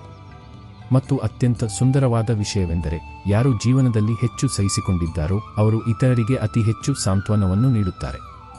ಅವರ ಮೌನವು ಧೈರ್ಯವನ್ನು ತುಂಬುತ್ತದೆ, ಅವರ ಕಣ್ಣುಗಳು ಹಾರೈಕೆಯಾಗುತ್ತವೆ. ಆದ್ದರಿಂದ ಜೀವನವು ನಿನಗೆ ಸಹಿಸಿಕೊಳ್ಳುವ ಪರೀಕ್ಷೆಯನ್ನು ನೀಡುತ್ತಿದ್ದರೆ ತಿಳಿದುಕೋ, ದೇವರು ನಿನ್ನನ್ನು ಬಲಶಾಲಿಯನ್ನಾಗಿ ಮಾಡುತ್ತಿಲ್ಲ, ಮಹಾನನನ್ನಾಗಿ ಮಾಡುತ್ತಿದ್ದಾರೆ. ಸಹನಶೀಲತೆ ಆತ್ಮದ ಒಂದು ಪ್ರಮುಖ ಗುಣವಾಗಿದೆ. ಇದು ನಮಗೆ ಪ್ರತಿಕೂಲ ಪರಿಸ್ಥಿತಿಗಳಲ್ಲೂ ಶಾಂತವಾಗಿ ಮತ್ತು ಸ್ಥಿರವಾಗಿರಲು ಸಾಮರ್ಥ್ಯವನ್ನು ನೀಡುತ್ತದೆ. ನಾವು ದೂರುಗಳಿಲ್ಲದೆ, ಬಂಡಾಯವಿಲ್ಲದೆ ಜೀವನದ ಕಷ್ಟಗಳನ್ನು ಒಪ್ಪಿಕೊಳ್ಳಲು ಕಲಿತಾಗ ನಮ್ಮ ಆತ್ಮವು ಪ್ರಬುದ್ಧವಾಗುತ್ತದೆ. ನೋವು ನಮಗೆ ಸಹಾನುಭೂತಿಯನ್ನು ಕಲಿಸುತ್ತದೆ, ಅವಮಾನವು ನಮಗೆ ವಿನಯವನ್ನು ಕಲಿಸುತ್ತದೆ ಮತ್ತು ಉಪೇಕ್ಷೆಯು ನಮಗೆ ಆತ್ಮನಿರ್ಭರತೆಯನ್ನು ಕಲಿಸುತ್ತದೆ. ಈ ಅನುಭವಗಳು ನಮ್ಮನ್ನು ಬಾಹ್ಯ ಸುಖಗಳಿಂದ ದೂರವಿರಿಸಿ ಆಳವಾದ ಶಾಂತಿ ಮತ್ತು ತಿಳುವಳಿಕೆಯತ್ತ ಕೊಂಡೊಯ್ಯುತ್ತವೆ. ಸಹಿಸಿಕೊಳ್ಳುವ ಸಾಮರ್ಥ್ಯವು ನಮ್ಮನ್ನು ಇತರ ಹೆಚ್ಚು ಸಂವೇದನಾಶೀಲ ಮತ್ತು ಕರುಣಾಮಯಿಗಳನ್ನಾಗಿ ಮಾಡುತ್ತದೆ. ಹಲವು ಬಾರಿ ನಾವು ಗತಕಾಲದಲ್ಲಿ ಬದುಕುತ್ತೇವೆ. ಪದೇ ಪದೇ ಅದೇ ಹಳೆಯ ಪುಟವನ್ನು ತಿರುಗಿಸುತ್ತೇವೆ, ಅದೇ ಘಟನೆಗಳು, ಅದೇ ಶಬ್ದಗಳು, ಅದೇ ಮುರಿಯುವಿಕೆ. ಆದರೆ ಗತಕಾಲವು ಈಗ ಕೇವಲ ಒಂದು ಸ್ಮೃತಿ, ಅದಕ್ಕೆ ಈಗ ಯಾವುದೇ ಅಸ್ತಿತ್ವವಿಲ್ಲ. ಯಾವುದು ಕಳೆದು ಹೋಯಿತೋ ಅದನ್ನು ಹಿಡಿದಿಟ್ಟುಕೊಳ್ಳುವುದು ಕಾಲದ ನದಿಯನ್ನು ಹಿಮ್ಮುಖವಾಗಿ ಹರಿಯುವಂತೆ ಮಾಡಿದಂತೆ. ಆದರೆ ಯಾವುದು ನಿನ್ನೊಳಗಿದೆಯೋ, ಆತ್ಮ, ಚೇತನ, ಅನುಭವ, ಪ್ರೀತಿ, ನಂಬಿಕೆ, ಅದು ಶಾಶ್ವತ. ಅದು ಎಂದಿಗೂ ಕಳೆದುಹೋಗುವುದಿಲ್ಲ. ಅದು ಪ್ರಭುವಿನ ಅಂಶ. ಅದು ಸಮಯದಲ್ಲೂ ಬಂಧಿಸಲ್ಪಟ್ಟಿಲ್ಲ, ಪರಿಸ್ಥಿತಿಗಳಲ್ಲೂ ಬಂಧಿಸಲ್ಪಟ್ಟಿಲ್ಲ. ಆದ್ದರಿಂದ ನಿನ್ನ ಜೀವನವು ಬಹಳಷ್ಟನ್ನು ಕಳೆದುಕೊಂಡಿದ್ದರೆ ಅದನ್ನು ಗತಕಾಲದಲ್ಲಿ ಹುಡುಕಬೇಡ, ನಿನ್ನೊಳಗೆ ಹುಡುಕು. ಅಲ್ಲಿ ಒಂದು ದೈವತ್ವವಿದೆ, ಅದು ಯಾವಾಗಲೂ ಸ್ಥಿರವಾಗಿದೆ. ಅದೇ ಸ್ಥಿರತೆಯು ನಿನಗೆ ಶಾಂತಿಯನ್ನು ನೀಡುತ್ತದೆ, ಅದೇ ನಿನ್ನ ನಿಜವಾದ ಆಸರೆ. ಹೊರಗೆ ಯಾವುದೂ ಶಾಶ್ವತವಲ್ಲ, ಜನರು ಅಲ್ಲ, ಸ್ಥಳಗಳು ಅಲ್ಲ, ಸಂಬಂಧಗಳು ಅಲ್ಲ, ಆದರೆ ಒಳಗಿರುವ ಸತ್ಯವು ಅಳಿಸಲಾಗದ್ದು. ಅದನ್ನು ತಿಳಿ, ಅದನ್ನು ಬದುಕು, ಅದರಲ್ಲೇ ನಿನ್ನ ಸಂಸಾರವನ್ನು ಕಟ್ಟು. ಅದೇ ಆತ್ಮದ ನಿಜವಾದ ಸಂಪತ್ತು. ಗತಕಾಲವನ್ನು ಹಿಡಿದಿಟ್ಟುಕೊಳ್ಳುವುದು ವರ್ತಮಾನದಲ್ಲಿ ಬದುಕುವುದನ್ನು ತಡೆಯುತ್ತದೆ ಮತ್ತು ಭವಿಷ್ಯವನ್ನು ಕತ್ತಲಾಗಿಸುತ್ತದೆ. ಗತಕಾಲದಿಂದ ಕಲಿಯುವುದು ಮುಖ್ಯ, ಆದರೆ ಅದರಲ್ಲಿ ಸಿಲುಕಿಕೊಳ್ಳುವುದು ವ್ಯರ್ಥ. ಕ್ಷಮಿಸುವುದು ಇತರರನ್ನು ಮತ್ತು ತನ್ನನ್ನು ಗತಕಾಲದ ಹೊರೆಯಿಂದ ಮುಕ್ತರಾಗಲು ಅತ್ಯುತ್ತಮ ಉಪಾಯ. ನಾವು ಗತಕಾಲವನ್ನು ಬಿಟ್ಟುಕೊಟ್ಟಾಗ ಮಾತ್ರ ನಾವು ವರ್ತಮಾನ ಕ್ಷಣದಲ್ಲಿ ಸಂಪೂರ್ಣವಾಗಿ ಹಾಜರಿರಬಹುದು ಮತ್ತು ಭವಿಷ್ಯಕ್ಕಾಗಿ ಹೊಸ ದ್ವಾರಗಳನ್ನು ತೆರೆಯಬಹುದು. ನಮ್ಮ ನಿಜವಾದ ಸ್ವರೂಪ, ನಮ್ಮ ಆತ್ಮವು ಸಮಯ ಮತ್ತು ಪರಿಸ್ಥಿತಿಗಳಿಗೆ ಮೀರಿದ್ದು. ಅದರ ಮೇಲೆ ಗಮನ ಕೇಂದ್ರೀಕರಿಸುವುದೇ ನಮಗೆ ಶಾಶ್ವತ ಶಾಂತಿ ಮತ್ತು ಆನಂದವನ್ನು ನೀಡುತ್ತದೆ. ಕೆಲವೊಮ್ಮೆ ಜೀವನವು ಎಂತಹ ತಿರುವಿಗೆ ಬರುತ್ತದೆ ಎಂದರೆ ಎಲ್ಲರೂ ದೂರವಾಗುತ್ತಾರೆ, ಸಂಬಂಧಿಕರು, ಸ್ನೇಹಿತರು, ಆಪ್ತರು ಮತ್ತು ಪರಕೀಯರು. ಯಾರು ಒಮ್ಮೆ ಪ್ರತಿ ಧ್ವನಿಯಲ್ಲೂ ನಿನ್ನ ಹೆಸರನ್ನು ಕರೆಯುತ್ತಿದ್ದರೂ ಅವರೇ ಈಗ ಮೌನವಾಗುತ್ತಾರೆ. ಮನಸ್ಸು ಯೋಚಿಸುತ್ತದೆ, ನನ್ನನ್ನು ಮರೆತು ಬಿಟ್ಟರೆ ಈಗ ನನಗೆ ಯಾವುದೇ ಮೌಲ್ಯವಿಲ್ಲವೇ ಎಂದು. ಆದರೆ ಇದೇ ಆ ಕ್ಷಣ ಯಾವಾಗ ಪ್ರಭು ನಿನ್ನ ಅತ್ಯಂತ ಹತ್ತಿರದಲ್ಲಿರುತ್ತಾರೆ. ಏಕೆಂದರೆ ಯಾವಾಗ ಹೊರಗಿನಿಂದ ಎಲ್ಲವೂ ಕಳೆದು ಹೋಗುತ್ತದೆಯೋ ಆಗ ಒಳಗಿನಿಂದ ಏನೋ ತೆರೆದುಕೊಳ್ಳಲು ಪ್ರಾರಂಭವಾಗುತ್ತದೆ. ಮತ್ತು ಆ ಒಳಗಿನ ಮೌನದಲ್ಲಿ ಒಂದು ಹೊಸ ಅನುಭೂತಿ ಹುಟ್ಟುತ್ತದೆ. ನೀನು ಒಂಟಿಯಲ್ಲ, ಎಂದಿಗೂ ಆಗಿರಲಿಲ್ಲ ಎಂಬ ಅನುಭೂತಿ. ನಿನ್ನೊಳಗೆ ಉಸಿರಿನೊಂದಿಗೆ ಹರಿಯುತ್ತಿರುವ ಆತ್ಮವೇ ಪ್ರಭು. ಅವರು ಹೊರಗಲ್ಲ, ಒಳಗೆ ಸಿಗುತ್ತಾರೆ. ಸಂಸಾರದ ಎಲ್ಲಾ ದ್ವಾರಗಳು ಮುಚ್ಚಿದಾಗ ಪ್ರಭುವಿನ ದ್ವಾರ ತೆರೆಯುತ್ತದೆ. ಮತ್ತು ಈ ಒಂಟಿತನವು ಶಾಪವಲ್ಲ, ಇದು ಪ್ರಭುವನ್ನು ಭೇಟಿಯಾಗುವ ಆಮಂತ್ರಣ. ಇದು ನೀನು ನಿನ್ನ ಜೀವನದ ಅತ್ಯಂತ ಪವಿತ್ರ ಯಾತ್ರೆಯನ್ನು ಪ್ರಾರಂಭಿಸುವ ಸಮಯ, ಹೊರಗಿನಿಂದ ಒಳಗಿನೆಡೆಗೆ. ಮತ್ತು ಆ ಯಾತ್ರೆಯಲ್ಲಿ ಶಬ್ದಗಳು ಬೇಕಿಲ್ಲ, ಸಂಘವೂ ಬೇಕಿಲ್ಲ, ಕೇವಲ ಮೌನ, ಶ್ರದ್ಧೆ ಮತ್ತು ಸಮರ್ಪಣೆ ಬೇಕು. ಆಗ ನಿನಗೆ ಅನುಭವವಾಗುತ್ತದೆ, ಪ್ರಭು ಪ್ರತಿ ಕ್ಷಣವೂ ಇದ್ದಾರೆ ಮತ್ತು ಇರುತ್ತಾರೆ. ಕೇವಲ ನಾವೇ ಸಂಸಾರದ ಗದ್ದಲದಲ್ಲಿ ಅವರನ್ನು ಮರೆತಿದ್ದೆವು. ಸಾಮಾಜಿಕ ಪ್ರತ್ಯೇಕತೆಯು ಹೆಚ್ಚಾಗಿ ಆಧ್ಯಾತ್ಮಿಕ ಸಾಮೀಪ್ಯದ ದ್ವಾರವನ್ನು ತೆರೆಯುತ್ತದೆ. ಮಾನವೀಯ ಆಸರೆಗಳು ಹೋದಾಗ ಮಾತ್ರ ನಾವು ದೈವಿಕ ಆಸರೆಯತ್ತ ತಿರುಗುತ್ತೇವೆ. ಈ ಒಂಟಿತನವು ನಮಗೆ ಆತ್ಮನಿರ್ಭರತೆಯನ್ನು ಕಲಿಸುತ್ತದೆ ಮತ್ತು ನಮ್ಮ ನಿಜವಾದ ಸಂತೋಷ ಮತ್ತು ಸುರಕ್ಷತೆಯ ಮೂಲವು ಹೊರಗಲ್ಲ, ಒಳಗಿದೆ, ದೇವರಲ್ಲಿದೆ ಎಂದು ಅನುಭವಕ್ಕೆ ತರುತ್ತದೆ. ಈ ಏಕಾಂತದಲ್ಲಿ ನಾವು ದೇವರ ಉಪಸ್ಥಿತಿಯನ್ನು ಹೆಚ್ಚು ಸ್ಪಷ್ಟವಾಗಿ ಅನುಭವಿಸಬಹುದು ಮತ್ತು ಆತನೊಂದಿಗೆ ಆಳವಾದ ಸಂಬಂಧವನ್ನು ಸ್ಥಾಪಿಸಬಹುದು. ಜೀವನದ ಗಾಯಗಳು ಬಹಳ ಆಳವಾಗಿರುತ್ತವೆ. ಯಾವುದೇ ಶಬ್ದವು ಅದನ್ನು ತುಂಬಲಾರದು, ಯಾವುದೇ ಬಾಹ್ಯ ಔಷಧವು ಅದನ್ನು ಸರಿಪಡಿಸಲಾರದು. ಆಪ್ತರಿಂದ ಗಾಯವಾದಾಗ, ನಂಬಿಕೆಗಳು ಮುರಿದು ಹೋದಾಗ, ಪ್ರೀತಿಯು ನೋವಾದಾಗ, ಆಗ ಕೇವಲ ಕಾಲವೇ ಮುಲಾಮು ಹಚ್ಚುತ್ತದೆ. ಆದರೆ ಕಾಲವು ಆಗಲೇ ಪರಿಣಾಮ ಬೀರುತ್ತದೆ ಯಾವಾಗ ಆತ್ಮವು ಅದನ್ನು ಸ್ವೀಕರಿಸುತ್ತದೆಯೋ. ಆತ್ಮವು ಆ ಮೂಲವಾಗಿದೆ. ಯಾವುದು ಪ್ರತಿ ಮುರಿಯುವಿಕೆಯನ್ನು ನಿಧಾನವಾಗಿ ಸರಿಪಡಿಸುತ್ತದೆ, ಪ್ರತಿ ನೋವನ್ನು ಮೌನದಲ್ಲಿ ಅಡಗಿಸಿಕೊಳ್ಳುತ್ತದೆ. ನೀನು ಅಳುವಾಗ ಯಾರೂ ಕೇಳದಿದ್ದರೆ ಆಗ ಆತ್ಮವು ನಿನ್ನ ಕಣ್ಣೀರನ್ನು ಪ್ರಭುವಿನ ಚರಣಗಳಿಗೆ ಕೊಂಡೊಯ್ಯುತ್ತದೆ. ಮತ್ತು ನೀನು ಮೌನವಾಗಿ ಸಹಿಸಿಕೊಂಡಾಗ ನಿನ್ನ ಪ್ರತಿಯೊಂದು ಮೌನವೂ ಶಬ್ದವಾಗಿ ಬ್ರಹ್ಮಾಂಡದಲ್ಲಿ ಮೊಳಗುತ್ತದೆ. ಇದೇ ಆತ್ಮದ ಶಕ್ತಿ, ಯಾವುದು ಅದೃಶ್ಯವಾಗಿದ್ದರೂ ನಿನ್ನನ್ನು ಹಿಡಿದಿಟ್ಟುಕೊಳ್ಳುತ್ತದೆ. ಆದ್ದರಿಂದ ಜೀವನವು ನಿನ್ನನ್ನು ಮುರಿದು ಹಾಕಿದಾಗ ನಿನ್ನ ಆತ್ಮದೊಂದಿಗೆ ಸೇರು. ಅಲ್ಲಿಯೇ ಅತ್ಯಂತ ಆಳವಾದ ಆಸರೆ ಸಿಗುತ್ತದೆ. ಕಾಲವು ನಿನ್ನ ಗಾಯಗಳನ್ನು ಮಾಯಿಸುತ್ತದೆ ಮತ್ತು ಆತ್ಮವು ನಿನಗೆ ಹೊಸ ದೃಷ್ಟಿಕೋನವನ್ನು ನೀಡುತ್ತದೆ. ಎಂತಹ ದೃಷ್ಟಿಕೋನವೆಂದರೆ ನೀನು ನಿನ್ನ ದುಃಖಗಳಲ್ಲೂ ಪ್ರಭುವಿನ ಕೃಪೆಯನ್ನು ನೋಡಬಲ್ಲೆ. ಭಾವನಾತ್ಮಕ ಗಾಯಗಳನ್ನು ಗುಣಪಡಿಸಲು ಸಮಯವು ಅವಶ್ಯಕ, ಆದರೆ ಕೇವಲ ಸಮಯವೂ ಸಾಕಾಗುವುದಿಲ್ಲ. ನಾವು ಆ ಗಾಯಗಳನ್ನು ಒಪ್ಪಿಕೊಳ್ಳಬೇಕು, ಅವರಿಂದ ಕಲಿಯಬೇಕು ಮತ್ತು ಅಂತಿಮವಾಗಿ ಅವುಗಳನ್ನು ಕ್ಷಮಿಸಬೇಕು. ಆತ್ಮದಲ್ಲಿ ಗುಣಪಡಿಸುವ ಅದ್ಭುತ ಸಾಮರ್ಥ್ಯವಿದೆ. ನಾವು ನಮ್ಮ ನೋವನ್ನು ದೇವರಿಗೆ ಸಮರ್ಪಿಸಿದಾಗ ಮತ್ತು ನಮ್ಮ ಆತ್ಮದ ಶಕ್ತಿಯ ಮೇಲೆ ನಂಬಿಕೆ ಇಟ್ಟಾಗ ನಿಧಾನವಾಗಿ ಗಾಯಗಳು ಮಾಯವಾಗಲು ಪ್ರಾರಂಭಿಸುತ್ತವೆ. ನೋವು ನಮ್ಮನ್ನು ದುರ್ಬಲರನ್ನಾಗಿಸುವುದಿಲ್ಲ, ಬದಲಿಗೆ ಹೆಚ್ಚು ಬುದ್ಧಿವಂತರು ಮತ್ತು ಕರುಣಾಮಯಿಗಳನ್ನಾಗಿಸುತ್ತದೆ. ನಾವು ಅದನ್ನು ಸರಿಯಾದ ದೃಷ್ಟಿಕೋನದಿಂದ ನೋಡಿದರೆ ನಾವು ಹಲವು ಬಾರಿ ಅಧೀರರಾಗುತ್ತೇವೆ. ತಕ್ಷಣದ ಫಲಿತಾಂಶ ಬೇಕು, ತಕ್ಷಣದ ಪರಿಹಾರ ಬೇಕು. ನಮ್ಮ ಪ್ರಾರ್ಥನೆಗಳು ಪದೇ ಪದೇ ಆಗುತ್ತವೆ, ಆದರೆ ಉತ್ತರ ಬರುವುದಿಲ್ಲ. ನಾವು ಯೋಚಿಸುತ್ತೇವೆ, ಪ್ರಭು ನಮ್ಮ ಪ್ರಾರ್ಥನೆಯನ್ನು ಕೇಳುತ್ತಿಲ್ಲವೇ ಎಂದು. ಆದರೆ ಯಾವುದು ಆತ್ಮವು ಆಳವಾಗಿ ಅರ್ಥ ಮಾಡಿಕೊಳ್ಳುತ್ತದೆಯೋ ಅದಕ್ಕೆ ತಿಳಿದಿರುತ್ತದೆ, ಪ್ರಭು ಎಂದಿಗೂ ತಡ ಮಾಡುವುದಿಲ್ಲ. ಅವರು ಕೇವಲ ಸರಿಯಾದ ಸಮಯದಲ್ಲಿ ಕೆಲಸ ಮಾಡುತ್ತಾರೆ. ಆ ಸಮಯವು ನಮ್ಮ ತಿಳುವಳಿಕೆಗೆ ಮೀರಿದ್ದಾಗಿರುತ್ತದೆ. ಅವರು ಪ್ರತಿಯೊಂದು ಘಟನೆಗೂ ಒಂದು ನಿಶ್ಚಿತ ಕ್ಷಣವನ್ನು ನಿರ್ಧರಿಸಿದ್ದಾರೆ ಮತ್ತು ಆ ಕ್ಷಣಕ್ಕಿಂತ ಮೊದಲು ಏನೂ ನಡೆಯಲು ಸಾಧ್ಯವಿಲ್ಲ. ಹೇಗೆ ಬೀಜವು ಮೊಳಕೆಯೊಡೆಯಲು ಒಂದು ನಿಶ್ಚಿತ ಋತು ಬೇಕೋ, ಹಾಗೆಯೇ ಜೀವನದ ಪ್ರತಿಯೊಂದು ಘಟನೆಗೂ ಒಂದು ನಿರ್ಧಾರಿತ ಸಮಯವಿರುತ್ತದೆ. ನಾವು ಎಷ್ಟೇ ಪ್ರಯತ್ನಿಸಿದರೂ ಸಮಯ ಬಂದಿಲ್ಲವಾದರೆ ಆ ಘಟನೆ ನಡೆಯುವುದಿಲ್ಲ. ಆದರೆ ಆ ಸಮಯ ಬಂದಾಗ ಪವಾಡಗಳು ನಡೆಯುತ್ತವೆ, ಗದ್ದಲವಿಲ್ಲದೆ, ಪೂರ್ವಸೂಚನೆಯಿಲ್ಲದೆ, ಕೇವಲ ಪ್ರಭುವಿನ ಯೋಜನೆಯ ಪ್ರಕಾರ. ಆದ್ದರಿಂದ ಇಂದು ನೀನು ಕಾಯಬೇಕಾಗಿದ್ದರೆ ತಿಳಿದುಕೋ, ಇದು ನಿಷ್ಕ್ರಿಯತೆಯಲ್ಲ, ಇದು ತಯಾರಿ. ಪ್ರಭು ನಿನಗಾಗಿ ಯಾವುದು ಅತ್ಯುತ್ತಮವೋ ಅದನ್ನೇ ಕಳುಹಿಸುತ್ತಿದ್ದಾರೆ.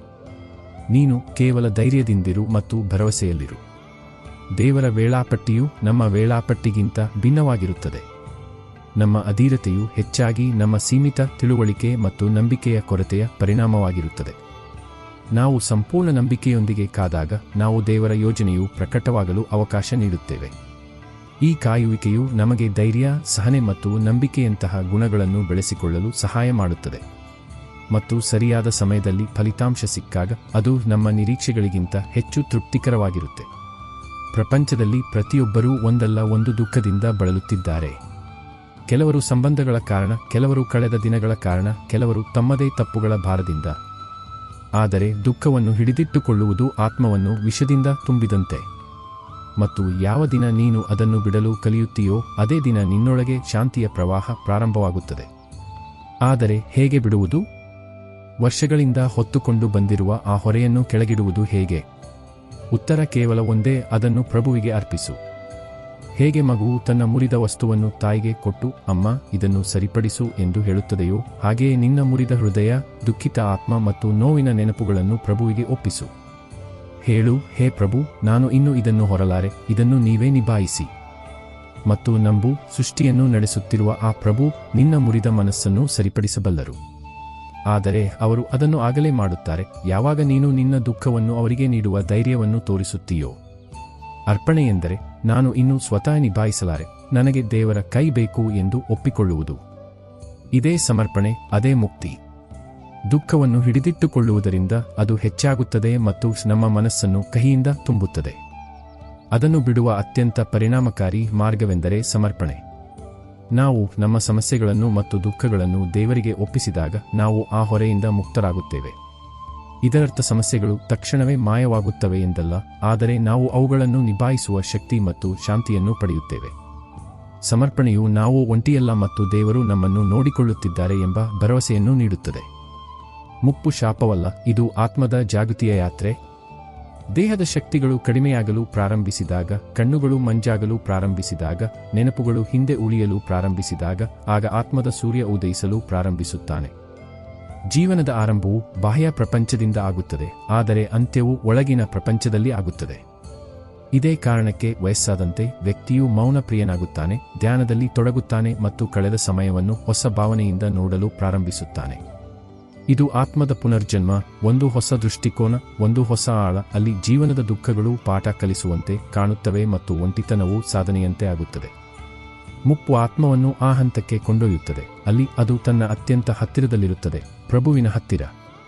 ಆದ್ದರಿಂದ ದೇಹವು ಈಗ ದಣಿಯಲು ಪ್ರಾರಂಭಿಸಿದರೆ ಭಯಪಡಬೇಡಿ. ಇದು ಆತ್ಮವು ಈಗ ಮಾತನಾಡಲು ಬಯಸುತ್ತದೆ ಎಂಬ ಸಂಕೇತ. ಅದರ ಮಾತುಗಳನ್ನು ಕೇಳಿ, ಅದರ ಮೌನವನ್ನು ಅರ್ಥಮಾಡಿಕೊಳ್ಳಿ. ಅದೇ ನಿಜವಾದ ಜೀವನ ಮತ್ತು ಅದೇ ಅಂತಿಮ ಶಾಂತಿ. ವೃದ್ಧಾಪ್ಯವನ್ನು ಶಾರೀರಿಕ ಕ್ಷೀಣತೆಯಾಗಿ ನೋಡುವ ಬದಲು ಆತ್ಮಿಕ ಉನ್ನತಿಯ ಅವಕಾಶವಾಗಿ ನೋಡಬೇಕು. ಬಾಹ್ಯ ಪ್ರಪಂಚದ ಓಟವು ಕಡಿಮೆಯಾದಾಗ ಒಳಗಿನ ಯಾತ್ರೆಗೆ ಹೆಚ್ಚು ಸಮಯ ಮತ್ತು ಶಾಂತಿ ಸಿಗುತ್ತದೆ. ಈ ಹಂತದಲ್ಲಿ ಜೀವನದ ಅನುಭವಗಳ ಸಾರವು ಅರ್ಥವಾಗುತ್ತದೆ ಮತ್ತು ಭೌತಿಕ ವಸ್ತುಗಳ ಕ್ಷಣಭಂಗುರತೆಯು ಸ್ಪಷ್ಟವಾಗುತ್ತದೆ. ಧ್ಯಾನ, ಚಿಂತನೆ ಮತ್ತು ದೇವರ ಸ್ಮರಣೆಗೆ ಇದು ಅತ್ಯುತ್ತಮ ಸಮಯ. ದೇಹವು ದುರ್ಬಲವಾಗಬಹುದು, ಆದರೆ ಆತ್ಮವು ಹೆಚ್ಚು ಪ್ರಖರ ಮತ್ತು ದೇವರ ಹತ್ತಿರವಾಗಬಹುದು. ಜೀವನದಲ್ಲಿ ಬಹಳಷ್ಟು ಸಹಿಸಿಕೊಂಡ ನಂತರವೂ ಯಾರೂ ಅರ್ಥ ಮಾಡಿಕೊಳ್ಳದಿದ್ದಾಗ, ಶಬ್ದಗಳು ಪರಿಣಾಮಹೀನವೆಂದು ತೋರಿದಾಗ ಮತ್ತು ದಣಿವು ಮೂಳೆಗಳಿಂದಲ್ಲ ಆತ್ಮದಿಂದ ಬರಲು ಪ್ರಾರಂಭಿಸಿದಾಗ, ಆಗ ತಿಳಿದುಕೋ, ಈಗ ಒಳಗೆ ಇಳಿಯುವ ಸಮಯ ಬಂದಿದೆ. ಈ ಸಂಸಾರವು ನಿನ್ನನ್ನು ಎಂದಿಗೂ ಸಂಪೂರ್ಣವಾಗಿ ಅರ್ಥ ಮಾಡಿಕೊಳ್ಳಲಾರದು, ಏಕೆಂದರೆ ಇದು ಕೇವಲ ನಿನ್ನ ಕರ್ಮಗಳನ್ನು ನೋಡುತ್ತದೆ, ನಿನ್ನ ಆತ್ಮವನ್ನಲ್ಲ. ಆದರೆ ನೀನು ನಿನ್ನೊಳಗಿನ ಕಣ್ಣುಗಳನ್ನು ತೆರೆದಾಗ ಅಲ್ಲಿ ಒಂದು ಶಾಂತ, ಸ್ಥಿರ ಜ್ಯೋತಿ ಉರಿಯುತ್ತಿರುತ್ತದೆ. ಅದು ಎಂದಿಗೂ ನಂದಿರಲಿಲ್ಲ, ಎಂದಿಗೂ ನಂದುವುದಿಲ್ಲ. ಅದೇ ಆತ್ಮದ ಜ್ಯೋತಿ, ಅದೇ ದೇವರ ನಿವಾಸ. ನೀನು ಅಲ್ಲಿಗೆ ತಲುಪಿದಾಗ ನೀನು ಯಾರ ಮೇಲೂ ದೂರು ನೀಡುವುದಿಲ್ಲ, ಯಾರಿಂದಲೂ ಏನನ್ನೂ ನಿರೀಕ್ಷಿಸುವುದಿಲ್ಲ, ಏಕೆಂದರೆ ಆಗ ನಿನಗೆ ತಿಳಿದಿರುತ್ತದೆ ಎಲ್ಲವೂ ಒಳಗೆ ಇದೆ. ಇದೇ ಆತ್ಮ ಸಾಕ್ಷಾತ್ಕಾರದ ಆರಂಭ. ಮನಸ್ಸಿಗೆ ನೆಮ್ಮದಿ ಸಿಗುವುದು ಅದು ಹೊರ ಜಗತ್ತಿನಿಂದ ಗಮನವನ್ನು ತೆಗೆದು ಆತ್ಮದ ಮನೆಗೆ ಮರಳಿದಾಗ ಮಾತ್ರ, ಮತ್ತು ಅಲ್ಲಿ ಸಿಗುವುದನ್ನು ಯಾವುದೇ ವ್ಯಕ್ತಿ ನೀಡಲಾರನು. ಅದು ಪ್ರಭುವಿನ ಉಪಸ್ಥಿತಿಯಾಗಿದ್ದು ನಿನಗೆ ಪೂರ್ಣತೆಯ ಅನುಭವವನ್ನು ನೀಡುತ್ತದೆ. ಹೊರ ಜಗತ್ತಿನಿಂದ ಮಾನ್ಯತೆ ಮತ್ತು ತಿಳುವಳಿಕೆಯನ್ನು ನಿರೀಕ್ಷಿಸುವುದು ಹೆಚ್ಚಾಗಿ ನಿರಾಶೆಯನ್ನೇ ನೀಡುತ್ತದೆ. ನಿಜವಾದ ತಿಳುವಳಿಕೆ ಮತ್ತು ಶಾಂತಿಯ ಮೂಲವು ಒಳಗೆ ಇದೆ. ನಾವು ಬಾಹ್ಯ ಅನುಮೋದನೆಯ ಹುಡುಕಾಟವನ್ನು ನಿಲ್ಲಿಸಿ ನಮ್ಮೊಳಗೆ ಇರುವ ಆತ್ಮ ಮತ್ತು ಪರಮಾತ್ಮನೊಂದಿಗೆ ಸೇರಿದಾಗ ನಮಗೆ ನಿಜವಾದ ಸ್ವೀಕಾರ ಮತ್ತು ಶಾಂತಿ ಸಿಗುತ್ತದೆ. ಜೀವನದಲ್ಲಿ ನಾವು ಯಾವಾಗಲೂ ಹೋರಾಡುತ್ತಿರುತ್ತೇವೆ, ನಮ್ಮ ಆಲೋಚನೆಗಳೊಂದಿಗೆ, ನಮ್ಮ ಅಹಂಕಾರದೊಂದಿಗೆ, ನಮ್ಮ ಗತಕಾಲದೊಂದಿಗೆ, ಸಂಬಂಧಗಳೊಂದಿಗೆ ಮತ್ತು ಸಂಸಾರದ ನಿರೀಕ್ಷೆಗಳೊಂದಿಗೆ. ಆದರೆ ಯಾವ ಕ್ಷಣದಲ್ಲಿ ಪ್ರತಿ ಹೋರಾಟವೂ ಅವಶ್ಯಕವಲ್ಲ ಮತ್ತು ಪ್ರತಿ ಗೆಲುವು ನಮಗೆ ಶಾಂತಿಯನ್ನು ನೀಡುವುದಿಲ್ಲ ಎಂದು ನಾವು ಅರ್ಥ ಮಾಡಿಕೊಳ್ಳುತ್ತೇವೆಯೋ, ಆಗ ನಾವು ಸೋಲೊಪ್ಪಿಕೊಳ್ಳುವ ಧೈರ್ಯ ಮಾಡುತ್ತೇವೆ. ಮತ್ತು ಆ ಸೋಲೆ ಅತ್ಯಂತ ಪವಿತ್ರವಾದುದು. ಸೋಲೊಪ್ಪಿಕೊಳ್ಳುವುದು ಈ ಪ್ರಪಂಚದ ಮುಂದಲ್ಲ, ಬದಲಿಗೆ ನಮ್ಮೊಳಗಿನ ಅಹಂಕಾರದ ಮುಂದಿರುತ್ತದೆ. ನಾವು ಪ್ರಭುವಿನ ಮುಂದೆ ತಲೆಬಾಗಿದಾಗ ಅದು ಸೋಲಲ್ಲ, ಆತ್ಮಸಮರ್ಪಣೆಯಾಗುತ್ತದೆ. ಮತ್ತು ಈ ಸಮರ್ಪಣೆಯೇ ನಮ್ಮನ್ನು ಒಳಗಿನ ಆಳಕ್ಕೆ ಕೊಂಡೊಯ್ಯುತ್ತದೆ. ಅಲ್ಲಿ ಯಾವುದೇ ಭಯವಿರುವುದಿಲ್ಲ, ಯಾವುದೇ ದುಃಖವಿರುವುದಿಲ್ಲ. ಇದು ನಾನು ಎಲ್ಲವನ್ನೂ ಮಾಡಲಾರೆ ಎಂದು ಒಪ್ಪಿಕೊಂಡು, ಪ್ರಭುವೇ, ಇನ್ನು ನೀನೇ ನಿಭಾಯಿಸು ಎಂದು ಹೇಳುವ ಸ್ಥಿತಿ. ಇದೇ ಆತ್ಮಿಕ ವಿಜಯ. ಇದೇ ಆ ಬಿಂದು ಎಲ್ಲಿಂದ ನಿನ್ನ ಹೊಸ ಜೀವನ ಪ್ರಾರಂಭವಾಗುತ್ತದೆ, ಹೊರೆಯಿಂದ ಮುಕ್ತವಾದ ಮತ್ತು ಪ್ರಭುವಿನ ಕೃಪೆಯಿಂದ ಪೂರ್ಣವಾದ ಜೀವನ. ಅಹಂಕಾರವೇ ನಮ್ಮನ್ನು ನಿರಂತರ ಹೋರಾಟ ಮತ್ತು ಸ್ಪರ್ಧೆಯಲ್ಲಿ ಸಿಲುಕಿಸುತ್ತದೆ. ನಾವು ಸರ್ವಶಕ್ತರಲ್ಲ ಮತ್ತು ಪ್ರತಿ ಪರಿಸ್ಥಿತಿಯ ಮೇಲೂ ನಮ್ಮ ನಿಯಂತ್ರಣವಿಲ್ಲ ಎಂದು ನಾವು ಒಪ್ಪಿಕೊಂಡಾಗ ನಾವು ಅಹಂಕಾರವನ್ನು ಬಿಡಬಲ್ಲೆವು. ದೇವರ ಮುಂದೆ ಸಮರ್ಪಿಸುವುದು ದೌರ್ಬಲ್ಯವಲ್ಲ, ಬದಲಿಗೆ ನಿಜವಾದ ಶಕ್ತಿಯ ಸಂಕೇತ. ಇದು ನಮ್ಮನ್ನು ವ್ಯರ್ಥ ಹೋರಾಟಗಳಿಂದ ರಕ್ಷಿಸುತ್ತದೆ ಮತ್ತು ದೇವರ ಯೋಜನೆಯ ಮೇಲೆ ನಂಬಿಕೆಯಿಡಲು ಕಲಿಸುತ್ತದೆ. ನಾವು ನಮ್ಮ ಇಚ್ಛೆಯನ್ನು ದೇವರ ಇಚ್ಛೆಗೆ ಅಧೀನಗೊಳಿಸಿದಾಗ ನಮಗೆ ನಿಜವಾದ ಶಾಂತಿ ಮತ್ತು ಮುಕ್ತಿ ಸಿಗುತ್ತದೆ. ಈ ಸಂಸಾರದಲ್ಲಿ ಪ್ರತಿಯೊಬ್ಬರೂ ಮೌಲ್ಯಮಾಪನ ಮಾಡುತ್ತಾರೆ. ಯಾರು ಏನು ಮಾಡಬಲ್ಲರು, ಯಾರಿಂದ ಏನು ಉಪಯೋಗ, ಯಾರು ಎಷ್ಟು ಮುಖ್ಯ. ಆದರೆ ಆತ್ಮದ ಮೌಲ್ಯವು ಯಾವುದೇ ಕಾರ್ಯದಿಂದಲ್ಲ, ಬದಲಿಗೆ ಅದರ ಉಪಸ್ಥಿತಿಯಿಂದ ಇರುತ್ತದೆ. ಯಾರಾದರೂ ನಿನ್ನನ್ನು ಕಡೆಗಣಿಸಿದರೆ, ನಿನ್ನ ಅಸ್ತಿತ್ವವನ್ನು ಚಿಕ್ಕದೆಂದು ಭಾವಿಸಿದರೆ, ನಿನ್ನ ಒಳ್ಳೆಯತನವನ್ನು ಗೌರವಿಸದಿದ್ದರೆ ದುಃಖಿಸಬೇಡ.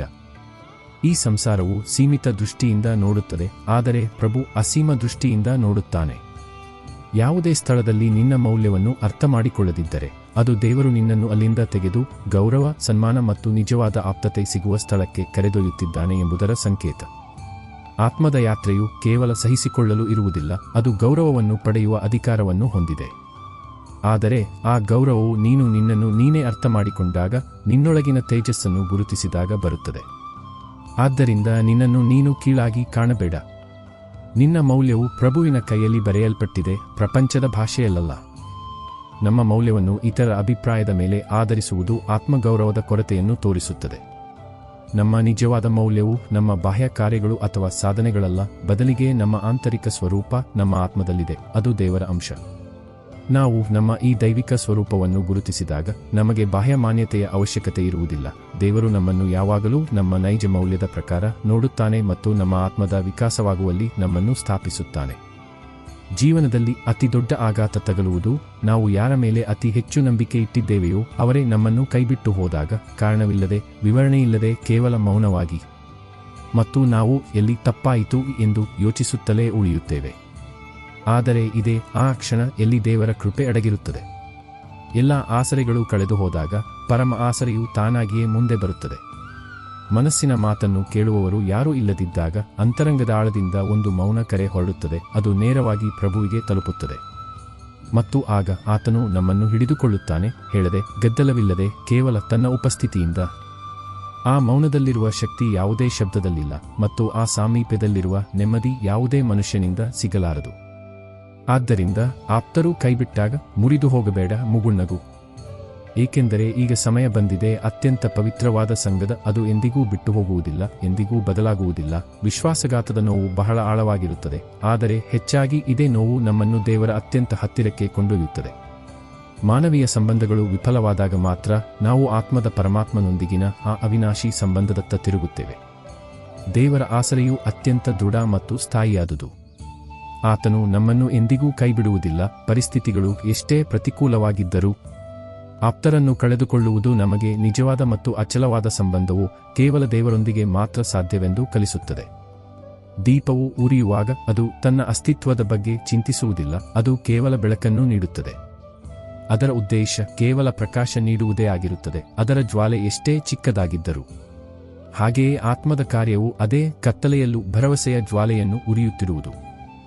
ಜೀವನವು ಕಠಿಣವಾದಾಗ, ಪರಿಸ್ಥಿತಿಗಳು ನಿನ್ನ ವಿರುದ್ಧವಾದಾಗ, ಆಪ್ತರ ನಿರ್ಲಕ್ಷ್ಯವು ಮನಸ್ಸನ್ನು ಸುಡಲು ಪ್ರಾರಂಭಿಸಿದಾಗ, ಆಗ ಈ ಜ್ವಾಲೆಯು ನಿನ್ನನ್ನು ಜೀವಂತವಾಗಿರಿಸುತ್ತದೆ. ಆದರೆ ಆ ಜ್ವಾಲೆಯು ಆಗಲೇ ಉರಿಯುತ್ತದೆ ಯಾವಾಗ ಒಳಗಿನಿಂದ ನಂಬಿಕೆಯ ಎಣ್ಣೆ ಇರುತ್ತದೆಯೋ. ಈ ನಂಬಿಕೆ ಆತ್ಮದ ಶಕ್ತಿ. ಏನು ನಡೆಯುತ್ತಿದೆಯೋ ಅದು ದೇವರ ಯೋಜನೆ ಎಂಬ ನಂಬಿಕೆ. ಈಗಿರುವ ಕತ್ತಲೆ ಅಂತ್ಯವಲ್ಲ ಎಂಬ ನಂಬಿಕೆ. ಮತ್ತು ಈ ನಂಬಿಕೆಯು ಕೊನೆಯವರೆಗೂ ಉಳಿದಾಗ ಆಗ ಆತ್ಮವು ಒಂದು ದೈವಿಕ ಪ್ರಕಾಶವಾಗುತ್ತದೆ. ಅದು ಕೇವಲ ತನ್ನನ್ನು ಮಾತ್ರವಲ್ಲದೆ ಇತರರಿಗೂ ದಾರಿ ತೋರಿಸುತ್ತದೆ. ಆದ್ದರಿಂದ ಜೀವನದ ಯಾವುದೇ ತಿರುವಿನಲ್ಲಿ ನಿನ್ನ ನಂಬಿಕೆಯನ್ನು ಮುರಿಯಲು ಬಿಡಬೇಡ. ಅದೇ ನಿನ್ನ ಅತಿದೊಡ್ಡ ಬೆಳಕು, ಅತಿದೊಡ್ಡ ಸಂಗಾತಿ. ನಂಬಿಕೆಯು ಆ ಆಂತರಿಕ ಶಕ್ತಿಯಾಗಿದೆ. ಅದು ನಮ್ಮನ್ನು ಕಠಿಣ ಪರಿಸ್ಥಿತಿಗಳಲ್ಲೂ ಆಶಾವಾದಿಗಳಾಗಿರಿಸುತ್ತದೆ. ಇದು ದೇವರ ಮೇಲೆ, ಆತನ ಯೋಜನೆಯ ಮೇಲೆ ಮತ್ತು ನಮ್ಮದೇ ಆಂತರಿಕ ಶಕ್ತಿಯ ಮೇಲೆ ಇರುವ ಭರವಸೆ. ನಂಬಿಕೆಯ ದೀಪವು ಹೃದಯದಲ್ಲಿ ಉರಿಯುವಾಗ ಬಾಹ್ಯ ಕತ್ತಲೆಯು ನಮ್ಮನ್ನು ಭಯಭೀತಗೊಳಿಸಲಾರದು. ಈ ನಂಬಿಕೆಯು ಕೇವಲ ನಮ್ಮನ್ನು ಹಿಡಿದಿಟ್ಟುಕೊಳ್ಳುವುದಿಲ್ಲ, ಬದಲಿಗೆ ನಮ್ಮನ್ನು ಇತರರಿಗೂ ಪ್ರೇರಣೆಯ ಮೂಲವನ್ನಾಗಿ ಮಾಡುತ್ತದೆ. ಹೇಗೆ ದೀಪವು ತಾನು ಉರಿದು ಇತರರಿಗೆ ಬೆಳಕನ್ನು ನೀಡುತ್ತದೆಯೋ, ಹಾಗೆಯೇ ನಂಬಿಕೆಯುಳ್ಳ ಆತ್ಮವು ಇತರರಿಗೂ ಆಶೆ ಮತ್ತು ದಿಕ್ಕನ್ನು ನೀಡುತ್ತದೆ.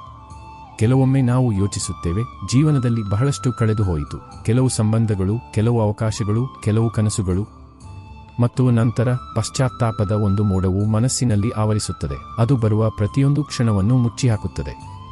ಆದರೆ ಸತ್ಯವೇನೆಂದರೆ, ಜೀವನದಲ್ಲಿ ಯಾವುದೂ ನಿಜವಾಗಿಯೂ ಕಳೆದು ಹೋಗುವುದಿಲ್ಲ. ಅದು ಕೇವಲ ರೂಪ ಬದಲಿಸಿ, ಸಮಯ ಬದಲಿಸಿ ಹಿಂತಿರುಗುತ್ತದೆ. ಅಪೂರ್ಣವಾಗಿ ಉಳಿದ ಪ್ರೀತಿ, ಎಂದಿಗೂ ಸಿಗದ ಗೌರವ, ಕಳೆದುಹೋದ ಅವಕಾಶ, ಎಲ್ಲವೂ ಮತ್ತೆ ಬರುತ್ತವೆ. ಆದರೆ ಆಗ, ಯಾವಾಗ ನಾವು ಒಳಗಿನಿಂದ ಸಿದ್ಧರಾಗುತ್ತೇವೆಯೋ. ಈ ಸಿದ್ಧತೆಯು ಬಾಹ್ಯವಲ್ಲ, ಇದು ಆತ್ಮದ ಒಂದು ಸೂಕ್ಷ್ಮ ಪ್ರಕ್ರಿಯೆ. ಹೇಗೆ ಬೀಜವು ಮೊಳಕೆಯೊಡೆಯಲು ಮಣ್ಣಿನೊಳಗೆ ಸಮಯ ಬೇಕೋ, ಹಾಗೆಯೇ ನಮ್ಮ ಇಚ್ಛೆಗಳು ಫಲ ನೀಡಲು ಒಳಗಿನ ಪ್ರಬುದ್ಧತೆ ಬೇಕು. ಮತ್ತು ಈ ಪ್ರಬುದ್ಧತೆ ಬಂದಾಗ ಪ್ರತಿ ಕಳೆದುಹೋದ ಕ್ಷಣವೂ ಒಂದು ಹೊಸ ಅರ್ಥದೊಂದಿಗೆ ಮರಳುತ್ತದೆ. ಅಂತಹ ಅರ್ಥ ಯಾವುದೂ ಆ ಸಮಯದಲ್ಲಿ ಅರ್ಥವಾಗಿರಲಿಲ್ಲ. ಆದ್ದರಿಂದ ಧೈರ್ಯವಾಗಿರು ಮತ್ತು ದೇವರ ಮೇಲೆ ಭರವಸೆ ಇಡು. ಯಾವುದು ನಿನ್ನದೋ ಅದು ಎಂದಿಗೂ ಕಳೆದು ಹೋಗುವುದಿಲ್ಲ. ಬ್ರಹ್ಮಾಂಡದಲ್ಲಿ ಶಕ್ತಿಯ ಸಂರಕ್ಷಣೆಯಾಗುತ್ತದೆ. ಯಾವುದೂ ನಾಶವಾಗುವುದಿಲ್ಲ, ಕೇವಲ ರೂಪ ಬದಲಾಗುತ್ತದೆ. ಇದೇ ರೀತಿ ನಮ್ಮ ಕರ್ಮಗಳು ಮತ್ತು ಇಚ್ಛೆಗಳ ಫಲಗಳು ಎಂದಿಗೂ ನಾಶವಾಗುವುದಿಲ್ಲ. ಅವು ಸರಿಯಾದ ಸಮಯದಲ್ಲಿ, ಸರಿಯಾದ ರೂಪದಲ್ಲಿ ನಮ್ಮ ಮುಂದೆ ಪ್ರಕಟವಾಗುತ್ತವೆ. ನಮ್ಮ ಆಂತರಿಕ ಸಿದ್ಧತೆ ಮತ್ತು ಅರ್ಹತೆಯೇ ಆ ಸರಿಯಾದ ಸಮಯವನ್ನು ನಿರ್ಧರಿಸುತ್ತದೆ. ಪಶ್ಚಾತ್ತಾಪ ಪಡುವ ಬದಲು ನಾವು ನಮ್ಮ ಆತ್ಮವನ್ನು ಪ್ರಬುದ್ಧಗೊಳಿಸುವುದರ ಮೇಲೆ ಗಮನ ಹರಿಸಬೇಕು. ನಾವು ಸಿದ್ಧರಾದಾಗ ಯಾವುದು ನಮ್ಮದೋ ಅದು ನಮಗೆ ಖಂಡಿತ ಸಿಗುತ್ತದೆ, ಹೆಚ್ಚಾಗಿ ಮೊದಲಿನದಕ್ಕಿಂತ ಉತ್ತಮ ರೂಪದಲ್ಲಿ. ಹೆಚ್ಚು ಮಾತನಾಡುವುದು ಸುಲಭ, ಆದರೆ ನಿಜವಾದ ಸಂಬಂಧವಿರುವುದು ಎಲ್ಲಿ ಮೌನವು ಸಂವಾದವಾಗುತ್ತದೆಯೋ ಅಲ್ಲಿ.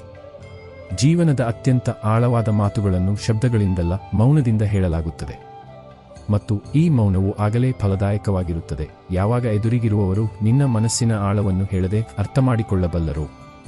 ಅಂತಹ ಜನರು ಬಹಳ ವಿರಳ, ಆದರೆ ಜೀವನದಲ್ಲಿ ಒಬ್ಬರಾದರೂ ಸಿಕ್ಕರೆ ಅದು ಪ್ರಭುವಿನ ವಿಶೇಷ ಕೃಪೆ ಎಂದು ತಿಳಿ. ಏಕೆಂದರೆ ಆತ್ಮದ ಹೊರೆಯನ್ನು ಯಾರು ಸ್ವತಃ ಆತ್ಮದ ದಾರಿಯಲ್ಲಿದ್ದಾರೋ ಅವರು ಮಾತ್ರ ಅರ್ಥಮಾಡಿಕೊಳ್ಳಬಲ್ಲರು. ಅಂತಹ ಸಂಬಂಧಗಳಲ್ಲಿ ನಿರೀಕ್ಷೆ ಇರುವುದಿಲ್ಲ, ಆರೋಪವೂ ಇರುವುದಿಲ್ಲ, ಕೇವಲ ನಾವು ಒಬ್ಬರನ್ನೊಬ್ಬರು ಆತ್ಮದಿಂದಲೇ ಬಲ್ಲೆವು ಎಂಬ ಮೌನ ಒಪ್ಪಿಗೆ ಇರುತ್ತದೆ. ಇಂದು ನಿನ್ನ ಜೀವನದಲ್ಲಿ ಅಂತಹವರು ಯಾರೂ ಇಲ್ಲದಿದ್ದರೆ ದುಃಖಿಸಬೇಡ. ಇದು ಎಲ್ಲವನ್ನೂ ತಿಳಿದಿರುವ, ಎಲ್ಲವನ್ನೂ ಅರ್ಥಮಾಡಿಕೊಳ್ಳುವ ಆ ನಿಜವಾದ ಸಂಗಾತಿಯನ್ನು ಭೇಟಿಯಾಗುವ ಸಮಯ ಬಂದಿದೆ ಎಂಬುದರ ಸಂಕೇತ. ಆತನೇ ಪ್ರಭು. ಆತನ ಮೌನವೇ ಅತ್ಯಂತ ಆಳವಾದ ಸಂವಾದ. ಮತ್ತು ನೀನು ಆತನನ್ನು ಅನುಭವಿಸಲು ಪ್ರಾರಂಭಿಸಿದಾಗ ಜೀವನದ ಪ್ರತಿಯೊಂದು ಶೂನ್ಯವೂ ತುಂಬಲು ಪ್ರಾರಂಭಿಸುತ್ತದೆ. ಆಳವಾದ ಸಂಬಂಧಗಳು ಶಬ್ದಗಳ ಮೇಲೆ ಅವಲಂಬಿತವಾಗಿಲ್ಲ, ಅವುಗಳಲ್ಲಿ ಭಾವನೆಗಳ ವಿನಿಮಯವು ಮಾತನಾಡದೆಯೇ ಆಗುತ್ತದೆ. ಈ ತಿಳುವಳಿಕೆಯು ಆತ್ಮದ ಮಟ್ಟದಲ್ಲಿರುತ್ತದೆ. ಅಂತಹ ಸಂಗಾತಿ ಸಿಗುವುದು ಸೌಭಾಗ್ಯದ ಮಾತು. ಆದರೆ ಅಂತಹವರು ಸಿಗದಿದ್ದರೆ ದೇವರು ಸದಾ ಹಾಜರಿದ್ದಾನೆ. ಆತನು ನಮ್ಮ ಹೃದಯದ ಪ್ರತಿ ಬಡಿತ, ಪ್ರತಿ ಭಾವನೆಯನ್ನು ಅರ್ಥಮಾಡಿಕೊಳ್ಳುತ್ತಾನೆ. ಆತನೊಂದಿಗೆ ಮೌನದಲ್ಲಿ ಕುಳಿತು ನಮ್ಮ ವ್ಯಥೆಯನ್ನು ಹೇಳಿಕೊಳ್ಳುವುದು ಅತ್ಯಂತ ಆಳವಾದ ಮತ್ತು ತೃಪ್ತಿಕರ ಸಂವಾದವಾಗಿದೆ. ಆತನೇ ನಮ್ಮ ಆತ್ಮದ ನಿಜವಾದ ಸಂಗಾತಿ. ಜೀವನದ ಆರಂಭವು ಓಟದಿಂದ ಆಗುತ್ತದೆ. ಓದು, ಕೆಲಸ, ಕುಟುಂಬ, ಸಂಬಂಧಗಳು, ಪ್ರತಿಯೊಬ್ಬರೂ ಏನನ್ನಾದರೂ ಪಡೆಯುವ ಅವಸರದಲ್ಲಿರುತ್ತಾರೆ. ಆದರೆ ವಯಸ್ಸಾದಂತೆ ಓಟವು ನಿಲ್ಲಲು ಪ್ರಾರಂಭಿಸುತ್ತದೆ. ದೇಹವು ದಣಿಯುತ್ತದೆ, ಮನಸ್ಸು ಶಾಂತವಾಗುತ್ತದೆ ಮತ್ತು ಆತ್ಮವು ಜಾಗೃತವಾಗುತ್ತದೆ. ಇದೇ ಆ ಪವಿತ್ರ ಕಾಲ ಯಾವಾಗ ನೀನು ಜೀವನದ ಬಾಹ್ಯ ಅರ್ಥಗಳಿಂದ ದೂರ ಸರಿದು ಒಳಗಿನ ಯಾತ್ರೆಯನ್ನು ಪ್ರಾರಂಭಿಸುತ್ತೀಯೋ. ಈ ನಿಧಾನಗತಿಯು ದೌರ್ಬಲ್ಯವಲ್ಲ, ಇದು ಒಳಗೆ ಹೋಗುವ ತಯಾರಿ. ಈಗ ಸಂಸಾರವನ್ನು ಗೆಲ್ಲುವ ಸಮಯವಲ್ಲ, ಈಗ ತನ್ನನ್ನು ತಾನು ಅರಿಯುವ ಸಮಯ.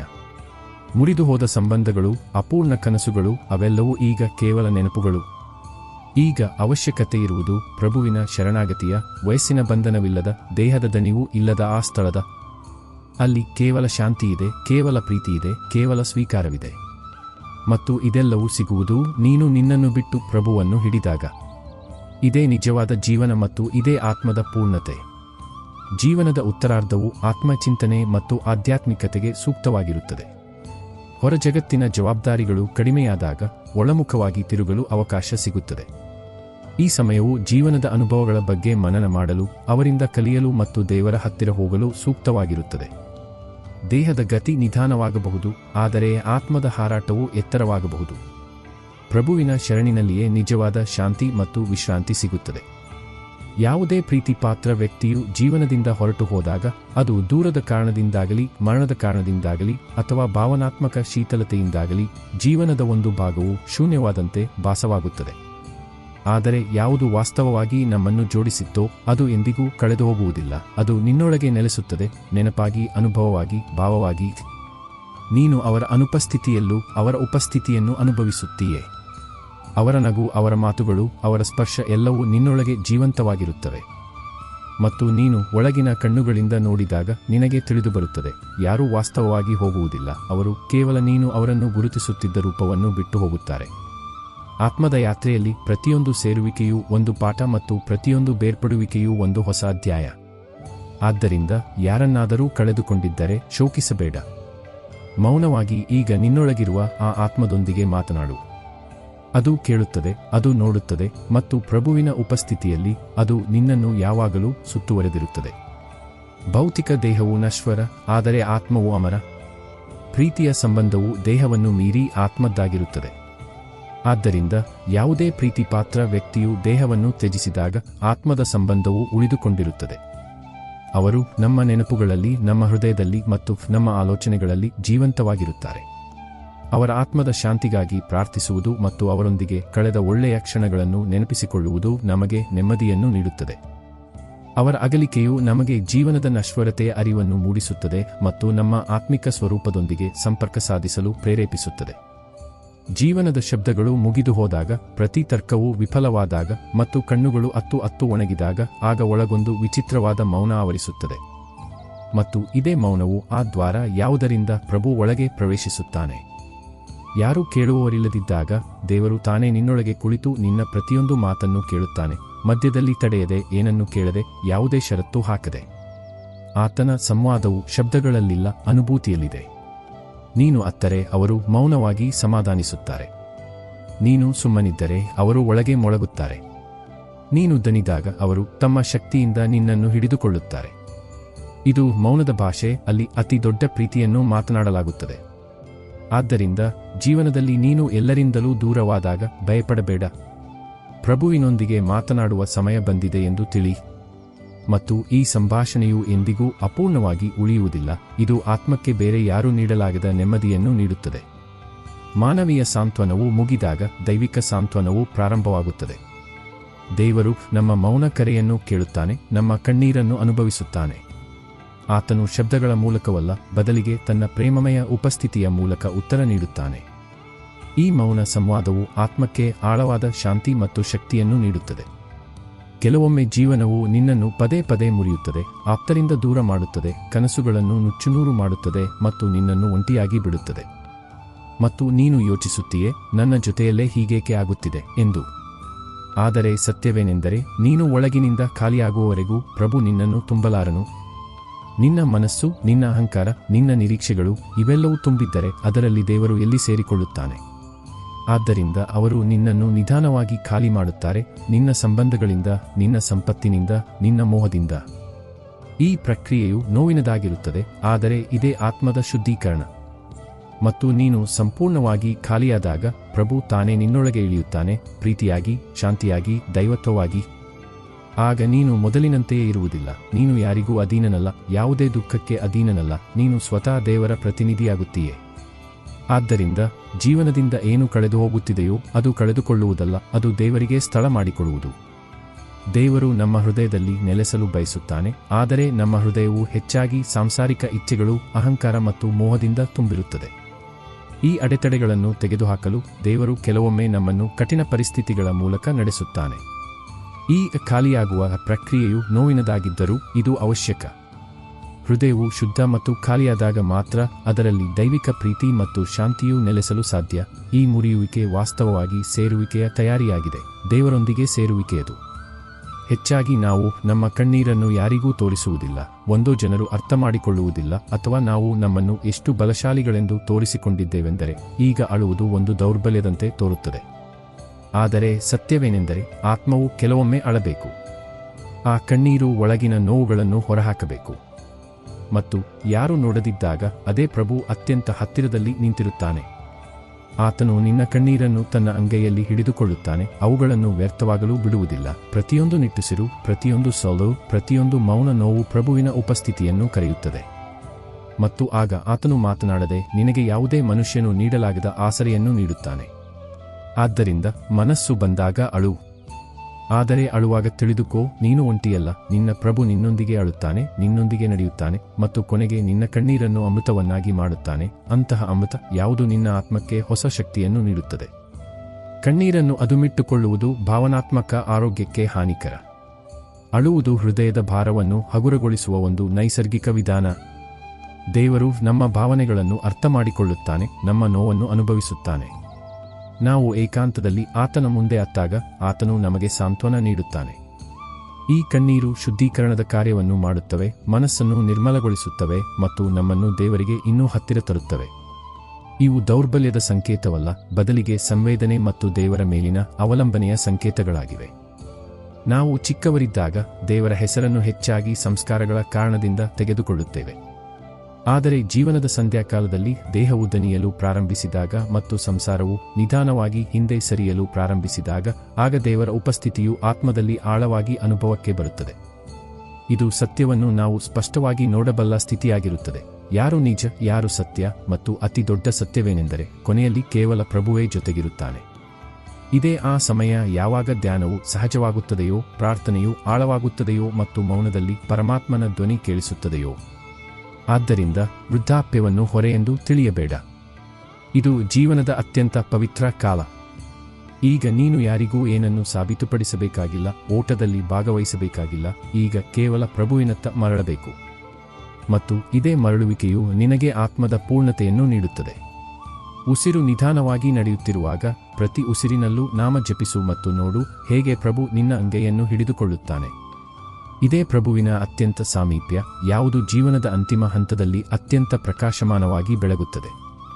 ಜೀವನದ ಅಂತಿಮ ಹಂತದಲ್ಲಿ ಬಾಹ್ಯ ಆಕರ್ಷಣೆಗಳು ಮಸುಕಾದಾಗ ಆಂತರಿಕ ಸತ್ಯವು ಹೆಚ್ಚು ಸ್ಪಷ್ಟವಾಗಿ ಪ್ರಕಟವಾಗುತ್ತದೆ.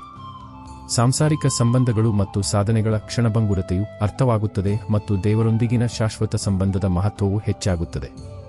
ಈ ಸಮಯವು ಆತ್ಮಚಿಂತನೆ, ಪಶ್ಚಾತ್ತಾಪ, ಕ್ಷಮೆ ಮತ್ತು ದೇವರ ಸ್ಮರಣೆಗಾಗಿ ಮೀಸಲಾಗಿರುತ್ತದೆ.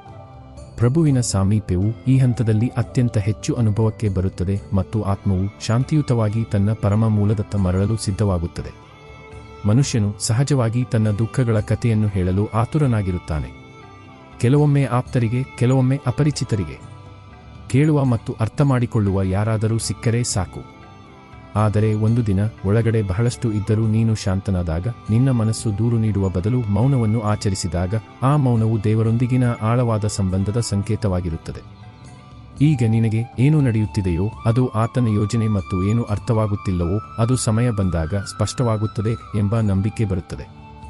ಈಗ ನಿನ್ನ ಮನಸ್ಸು ಯಾರನ್ನು ದೋಷಿಯೆಂದು ಹೇಳುವುದಿಲ್ಲ, ಈಗ ನೀನು ಪ್ರತಿಕ್ರಿಯೆಗಳಿಂದ ಮೇಲೆದ್ದಿರುತ್ತೀಯೆ.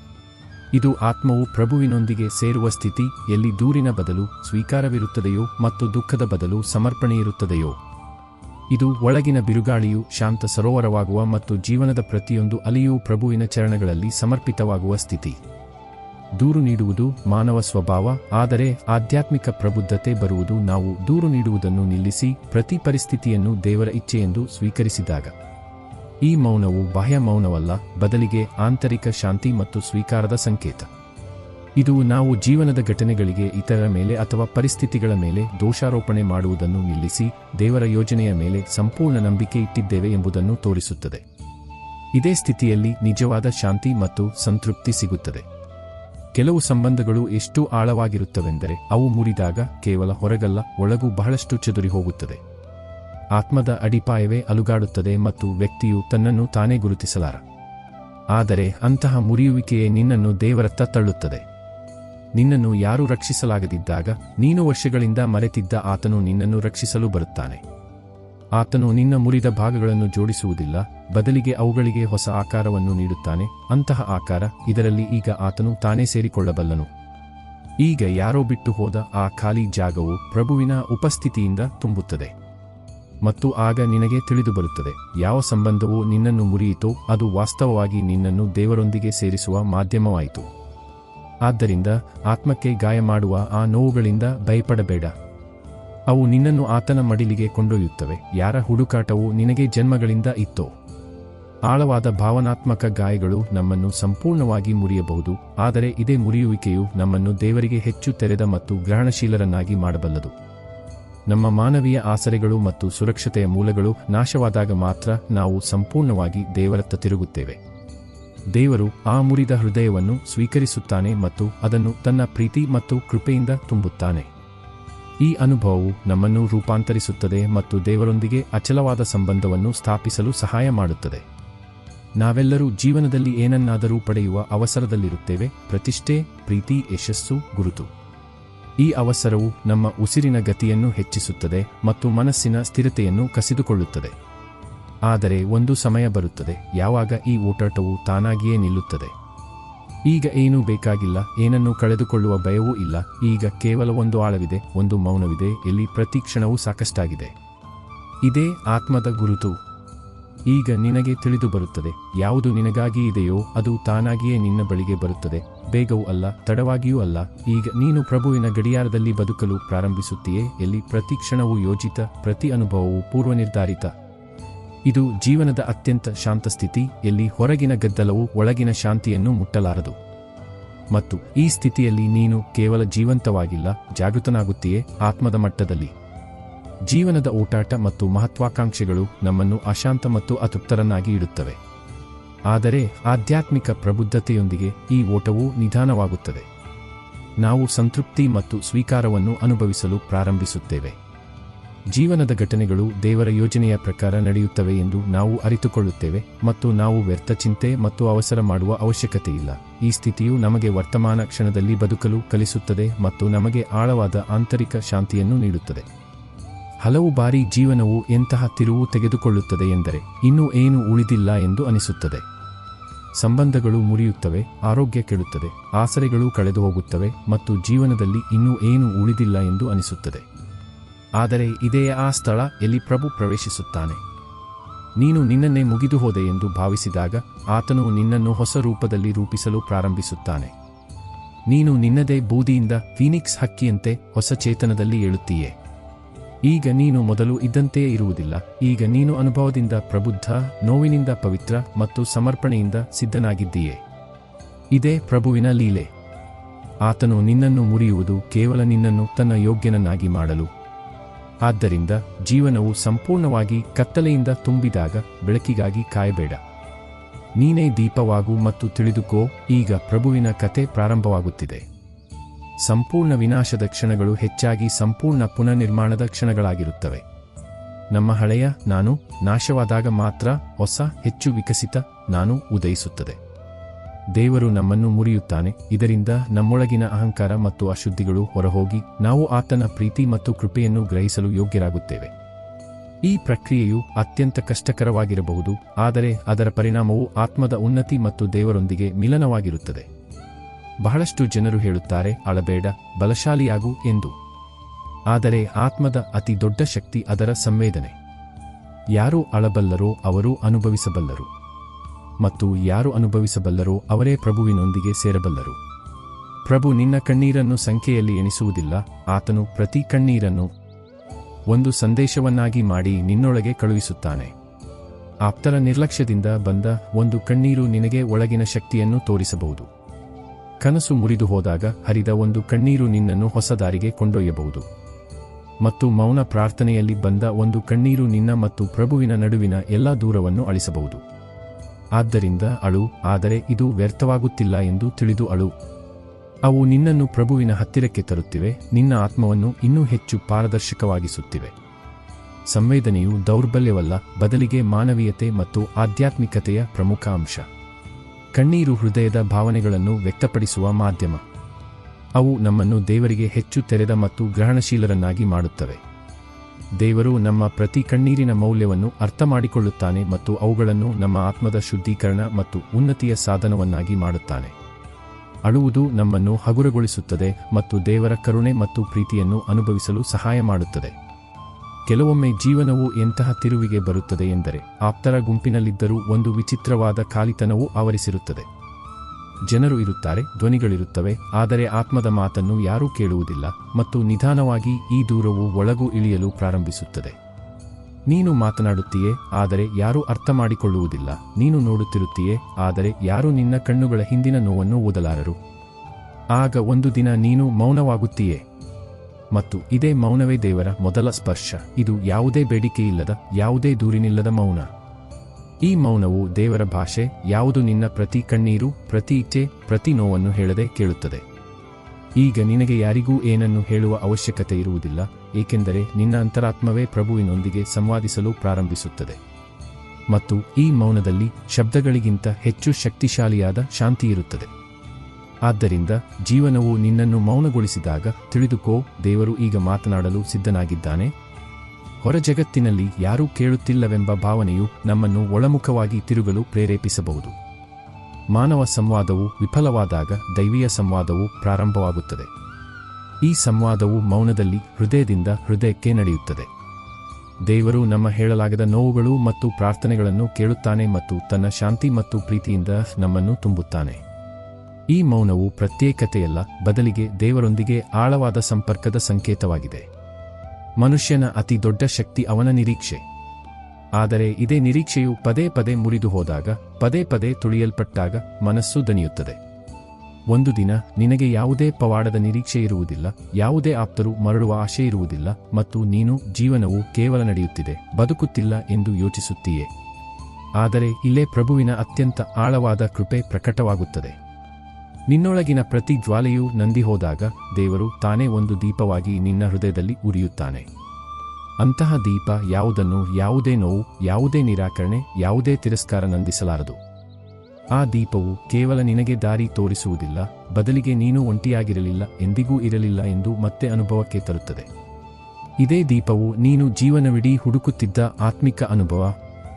ಈಗ ನಿನ್ನ ಮನಸ್ಸು ಸಂಸಾರದಿಂದಲ್ಲ, ಪ್ರಭುವಿನೊಂದಿಗೆ ಸೇರಿದೆ. ಮತ್ತು ಇದೇ ಸೇರುವಿಕೆಯು ನಿನ್ನನ್ನು ಮತ್ತೆ ಜೀವಂತಗೊಳಿಸುತ್ತದೆ. ನಿರೀಕ್ಷೆಗಳು ಮುರಿಯುವುದು ಹೃದಯವಿದ್ರಾವಕವಾಗಿರಬಹುದು, ಆದರೆ ಎಲ್ಲಾ ಮಾನವೀಯ ನಿರೀಕ್ಷೆಗಳು ಮುಗಿದಾಗ ಮಾತ್ರ ದೈವಿಕ ಆಶೆಯು ಉದಯಿಸುತ್ತದೆ. ದೇವರು ನಮ್ಮೊಳಗೆ ನಾವು ಸಂಪೂರ್ಣವಾಗಿ ನಿರಾಶರಾದಾಗ ಪ್ರಕಟವಾಗುತ್ತಾನೆ. ಆತನ ಪ್ರೀತಿ ಮತ್ತು ಆತನ ಉಪಸ್ಥಿತಿಯೇ ಆ ಅಚಲವಾದ ಆಶೆ, ಯಾವುದು ನಮಗೆ ಮತ್ತೆ ಬದುಕುವ ಶಕ್ತಿಯನ್ನು ನೀಡುತ್ತದೆ. ಈ ಅನುಭವವು ನಮಗೆ ಸಾಂಸಾರಿಕ ಆಶೆಗಳ ಕ್ಷಣಭಂಗುರತೆಯನ್ನು ಕಲಿಸುತ್ತದೆ ಮತ್ತು ದೇವರ ಮೇಲೆ ಸಂಪೂರ್ಣ ಅವಲಂಬನೆಯ ಪಾಠವನ್ನು ಕಲಿಸುತ್ತದೆ. ಜೀವನದಲ್ಲಿ ನಾವು ಬಹಳಷ್ಟು ಪಡೆಯಲು ಪ್ರಯತ್ನಿಸುತ್ತೇವೆ, ಕೆಲವು ಸಂಬಂಧಗಳು, ಕೆಲವು ಅವಕಾಶಗಳು, ಕೆಲವು ಕನಸುಗಳು. ಆದರೆ ಎಲ್ಲವೂ ನಮ್ಮ ಕೈಗೆ ಬರುವುದಿಲ್ಲ. ಕೆಲವೊಮ್ಮೆ ಸಮಯ ಸಿಗುವುದಿಲ್ಲ, ಕೆಲವೊಮ್ಮೆ ಜನರು ಜೊತೆ ನಿಲ್ಲುವುದಿಲ್ಲ, ಕೆಲವೊಮ್ಮೆ ಪರಿಸ್ಥಿತಿಗಳು ಅನುಕೂಲಕರವಾಗಿರುವುದಿಲ್ಲ. ಆಗ ಮನಸ್ಸು ಪಶ್ಚಾತ್ತಾಪದಿಂದ ತುಂಬುತ್ತದೆ, ಆತ್ಮವು ಪ್ರಶ್ನೆಗಳಿಂದ ಸುತ್ತುವರಿಯುತ್ತದೆ. ಅದು ಸಿಕ್ಕಿದ್ದರೆ ಏನಾಗುತ್ತಿತ್ತು. ಆದರೆ ಆತ್ಮದ ಸತ್ಯವೇನೆಂದರೆ, ಯಾವುದು ನಿನ್ನದೋ ಅದು ಯಾವುದೇ ಪರಿಸ್ಥಿತಿಯಲ್ಲೂ ನಿನ್ನನ್ನು ತಲುಪುತ್ತದೆ, ಮತ್ತು ಯಾವುದು ತಲುಪಲಿಲ್ಲವೋ ಅದು ಕೇವಲ ಒಂದು ಅನುಭವ, ಒಂದು ಪಾಠ, ಒಂದು ತಿರುವು ಅಲ್ಲ. ಆದ್ದರಿಂದ ಪದೇ ಪದೇ ಹಿಂತಿರುಗಿ ಯಾರೋ ಇಲ್ಲದ ಕಾರಣ ಉಂಟಾದ ಆ ಖಾಲಿತನವನ್ನು ನೋಡಬೇಡ. ಈಗಲೂ ನಿನ್ನ ಬಳಿ ಇರುವ ಗಮನ ಹರಿಸು, ನಿನ್ನ ಶ್ವಾಸ, ನಿನ್ನ ನಂಬಿಕೆ ಮತ್ತು ನಿನ್ನ ಪ್ರಭು. ಏಕೆಂದರೆ ಯಾವುದು ಕಳೆದು ಹೋಗಿಯೂ ಮರಳುತ್ತದೆಯೋ ಅದೇ ನಿನ್ನದು, ಮತ್ತು ಅದು ಮರಳದಿದ್ದರೆ ಅದು ಮರಳಬೇಕಾಗಿರಲಿಲ್ಲ. ಈ ಸತ್ಯವು ಎಷ್ಟು ಕಹಿಯಾದರೂ ಆತ್ಮಕ್ಕೆ ಅಷ್ಟೇ ಶಾಂತಿಯನ್ನು ನೀಡುತ್ತದೆ. ವಿಧಿ ಮತ್ತು ಕರ್ಮದ ಸಿದ್ಧಾಂತವನ್ನು ಅರ್ಥಮಾಡಿಕೊಳ್ಳುವುದು ನಮ್ಮನ್ನು ಅನಾವಶ್ಯಕ ಪಶ್ಚಾತ್ತಾಪದಿಂದ ರಕ್ಷಿಸುತ್ತದೆ. ಯಾವುದು ನಮ್ಮ ಹಣೆಬರಹದಲ್ಲಿ ಬರೆಯಲ್ಪಟ್ಟಿದೆಯೋ ಅದು ನಮಗೆ ಸಿಕ್ಕೇ ಸಿಗುತ್ತದೆ, ಮತ್ತು ಯಾವುದು ಬರೆಯಲ್ಪಟ್ಟಿಲ್ಲವೋ ಅದು ಎಷ್ಟೇ ಪ್ರಯತ್ನಿಸಿದರೂ ಸಿಗುವುದಿಲ್ಲ. ಈ ತಿಳುವಳಿಕೆಯೊಂದಿಗೆ ನಾವು ವೈಫಲ್ಯಗಳು ಮತ್ತು ನಷ್ಟಗಳನ್ನು ಹೆಚ್ಚು ಸಹಜವಾಗಿ ಸ್ವೀಕರಿಸಬಲ್ಲೆವು. ನಮ್ಮ ಗಮನವು ನಾವು ನಮ್ಮ ವರ್ತಮಾನ ಕ್ಷಣವನ್ನು ಅತ್ಯುತ್ತಮವಾಗಿ ಹೇಗೆ ಬಳಸಿಕೊಳ್ಳಬೇಕು ಮತ್ತು ನಮ್ಮ ಬಳಿ ಇರುವ ಕೃತಜ್ಞರಾಗಿರಬೇಕು ಎಂಬುದರ ಮೇಲೆ ಕೇಂದ್ರೀಕೃತವಾಗಬೇಕು. ದೇವರ ಮೇಲಿನ ನಂಬಿಕೆಯು ಏನೇ ನಡೆದರೂ ನಮ್ಮ ಒಳ್ಳೆಯದಕ್ಕೆ ಎಂಬ ಭರವಸೆಯನ್ನು ನೀಡುತ್ತದೆ. ಬಹಳಷ್ಟು ಜನರು ದೂರುತ್ತಾರೆ, ಜೀವನವು ಪದೇ ಪದೇ ಏಕೆ ಮುರಿಯುತ್ತದೆ, ಪದೇ ಪದೇ ಏಕೆ ಅವಮಾನಿಸುತ್ತದೆ, ಪದೇ ಪದೇ ಏಕೆ ವಿಶ್ವಾಸಘಾತದ ಬೆಂಕಿಗೆ ತಳ್ಳುತ್ತದೆ ಎಂದು. ಆದರೆ ಇದು ಶಿಕ್ಷೆಯಲ್ಲ, ಇದು ಆತ್ಮದ ಪುನರ್ನಿರ್ಮಾಣ. ಹೇಗೆ ಶಿಲ್ಪಿಯು ಕಲ್ಲಿನ ಮೇಲೆ ಪೆಟ್ಟು ನೀಡಿ ಸುಂದರ ಆಕೃತಿಯನ್ನು ರೂಪಿಸುತ್ತಾನೋ, ಹಾಗೆಯೇ ಪ್ರಭು ನಿನ್ನ ಆತ್ಮದ ಮೇಲೆ ನೋವಿನ ಪೆಟ್ಟುಗಳನ್ನು ನೀಡಿ ನಿನಗೆ ದೈವತ್ವದ ಆಕಾರವನ್ನು ನೀಡುತ್ತಾನೆ. ಪ್ರತಿ ಮುರಿಯುವಿಕೆ, ಪ್ರತಿ ಕಣ್ಣೀರು, ಪ್ರತಿ ಒಂಟಿತನ, ಇವೆಲ್ಲವೂ ಆತ್ಮದ ಮೇಲ್ಮೈಯಿಂದ ಅಹಂಕಾರವನ್ನು ತೆಗೆದುಹಾಕುವ ಸಾಧನಗಳು. ಎಲ್ಲವೂ ಮುರಿದು ಹೋದಾಗ ಹೊಸತೊಂದು ನಿರ್ಮಾಣವಾಗುತ್ತದೆ. ಯಾವುದು ನಿನ್ನ ನೈಜ ರೂಪವೋ ಅದು. ಈಗ ನೀನು ಮೊದಲು ಇದ್ದಂತೆಯೇ ಇರುವುದಿಲ್ಲ. ಈಗ ನೀನು ಪ್ರೀತಿಯಲ್ಲಿ ಆಳ, ಮೌನದಲ್ಲಿ ಸಮರ್ಥ ಮತ್ತು ಸಹನೆಯಲ್ಲಿ ದೈವಿಕನಾಗುತ್ತೀಯೆ. ಆದ್ದರಿಂದ ಮುಂದಿನ ಬಾರಿ ಜೀವನವು ಪೆಟ್ಟು ಕೊಟ್ಟಾಗ ಅಳು, ಆದರೆ ಈ ಪೆಟ್ಟಿನಿಂದ ನಿನಗೆ ಪ್ರಭುವಿನ ಕೈಗಳಿಂದ ಆಕಾರ ಸಿಗುತ್ತಿದೆ ಎಂದು ತಿಳಿದು. ಜೀವನದ ಕಷ್ಟಗಳು ಆತ್ಮವನ್ನು ಪರಿಷ್ಕರಿಸುವ ಪ್ರಕ್ರಿಯೆಯ ಭಾಗವಾಗಿವೆ. ಹೇಗೆ ಚಿನ್ನವು ಬೆಂಕಿಯಲ್ಲಿ ಕಾಯ್ದು ಶುದ್ಧವಾಗುತ್ತದೆಯೋ ಹಾಗೆಯೇ ಆತ್ಮವು ದುಃಖ ಮತ್ತು ನೋವಿನ ಅಗ್ನಿಯಲ್ಲಿ ಕಾಯ್ದು ನಿರ್ಮಲ ಮತ್ತು ಬಲಶಾಲಿಯಾಗುತ್ತದೆ. ಈ ಅನುಭವಗಳು ನಮ್ಮ ಅಹಂಕಾರವನ್ನು ಕರಗಿಸುತ್ತವೆ, ನಮ್ಮನ್ನು ವಿನಮ್ರರನ್ನಾಗಿಸುತ್ತವೆ ಮತ್ತು ನಮ್ಮ ಸಹನಶಕ್ತಿಯನ್ನು ಹೆಚ್ಚಿಸುತ್ತವೆ.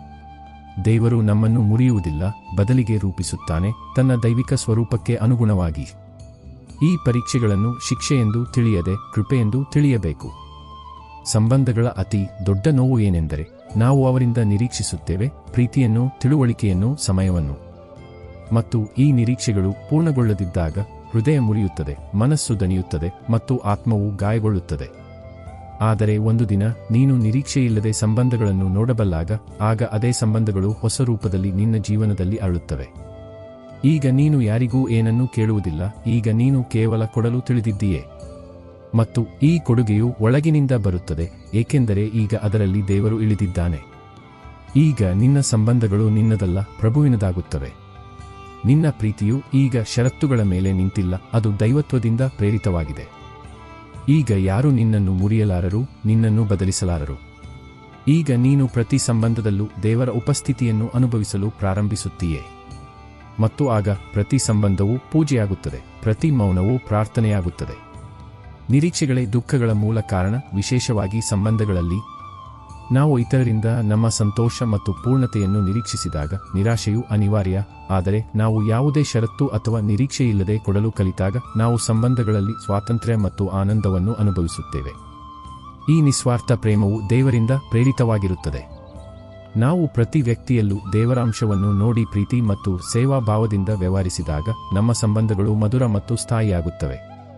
ನಮ್ಮ ಈ ವಿಸ್ತೃತ ಚರ್ಚೆಯು ನಿಮಗೆ ಪ್ರೇರಣಾದಾಯಕ ಮತ್ತು ಉಪಯುಕ್ತವಾಗಿತ್ತೆಂದು ನಾನು ಆಶಿಸುವುದಲ್ಲದೆ ಸಂಪೂರ್ಣವಾಗಿ ನಂಬಿದ್ದೇನೆ. ನಮ್ಮ ಈ ವಿಚಾರಗಳು ನಿಮಗೆ ಇಷ್ಟವಾಗಿದ್ದರೆ ದಯವಿಟ್ಟು ಈ ಪ್ರಸ್ತುತಿಗೆ ನಿಮ್ಮ ಪ್ರೀತಿಯನ್ನು ನೀಡಿ, ಇದನ್ನು ಲೈಕ್ ಮಾಡಿ ಮತ್ತು ನಿಮ್ಮ ಸ್ನೇಹಿತರು ಹಾಗೂ ಪ್ರೀತಿಪಾತ್ರರೊಂದಿಗೆ ಖಂಡಿತವಾಗಿಯೂ ಹಂಚಿಕೊಳ್ಳಿ, ಇದರಿಂದ ಅವರು ಈ ಜ್ಞಾನದಿಂದ ಲಾಭ ಪಡೆಯಬಹುದು. ಮೌನದ ವಿಷಯದಲ್ಲಿ ನಿಮ್ಮ ಸ್ವಂತ ಅನುಭವಗಳು ಅಥವಾ ವಿಚಾರಗಳೇನು? ನಮಗೆ ಕೆಳಗೆ ಕಾಮೆಂಟ್ ಮಾಡಿ ಖಂಡಿತ ತಿಳಿಸಿ. ಇಂತಹ ಜೀವನಕ್ಕೆ ಪ್ರೇರಣೆ ನೀಡುವ ಮತ್ತು ದಾರಿ ತೋರಿಸುವ ವಿಷಯಗಳ ಬಗ್ಗೆ ಇನ್ನಷ್ಟು ಮಾಹಿತಿ ಪಡೆಯಲು ನಮ್ಮ ಚಾನೆಲ್ಗೆ ಸಬ್ಸ್ಕ್ರೈಬ್ ಮಾಡಲು ಮರೆಯಬೇಡಿ ಮತ್ತು ಜೊತೆಗೆ ಗಂಟೆಯ ಚಿಹ್ನೆಯನ್ನು ಒತ್ತಿ, ಇದರಿಂದ ನಮ್ಮ ಯಾವುದೇ ಹೊಸ ಪ್ರಸ್ತುತಿಯು ನಿಮ್ಮಿಂದ ತಪ್ಪಿಹೋಗದಂತೆ ನೋಡಿಕೊಳ್ಳಬಹುದು. ನೀವು ನಿಮ್ಮ ಅಮೂಲ್ಯ ಸಮಯವನ್ನು ನೀಡಿ ನಮ್ಮ ಮಾತನ್ನು ಕೇಳಿದ್ದಕ್ಕಾಗಿ ನಾವು ನಿಮ್ಮ ಹೃದಯದಿಂದ ಆಭಾರಿಯಾಗಿದ್ದೇವೆ. ಸದಾ ಸಂತೋಷದಿಂದಿರಿ, ಶಾಂತವಾಗಿರಿ, ಆರೋಗ್ಯವಾಗಿರಿ ಮತ್ತು ನಿಮ್ಮೊಳಗಿನ ಶಕ್ತಿಗಳನ್ನು ಜಾಗೃತಗೊಳಿಸುತ್ತೀರಿ. ಜೈ ಶ್ರೀ ರಾಧೆ ಕೃಷ್ಣ.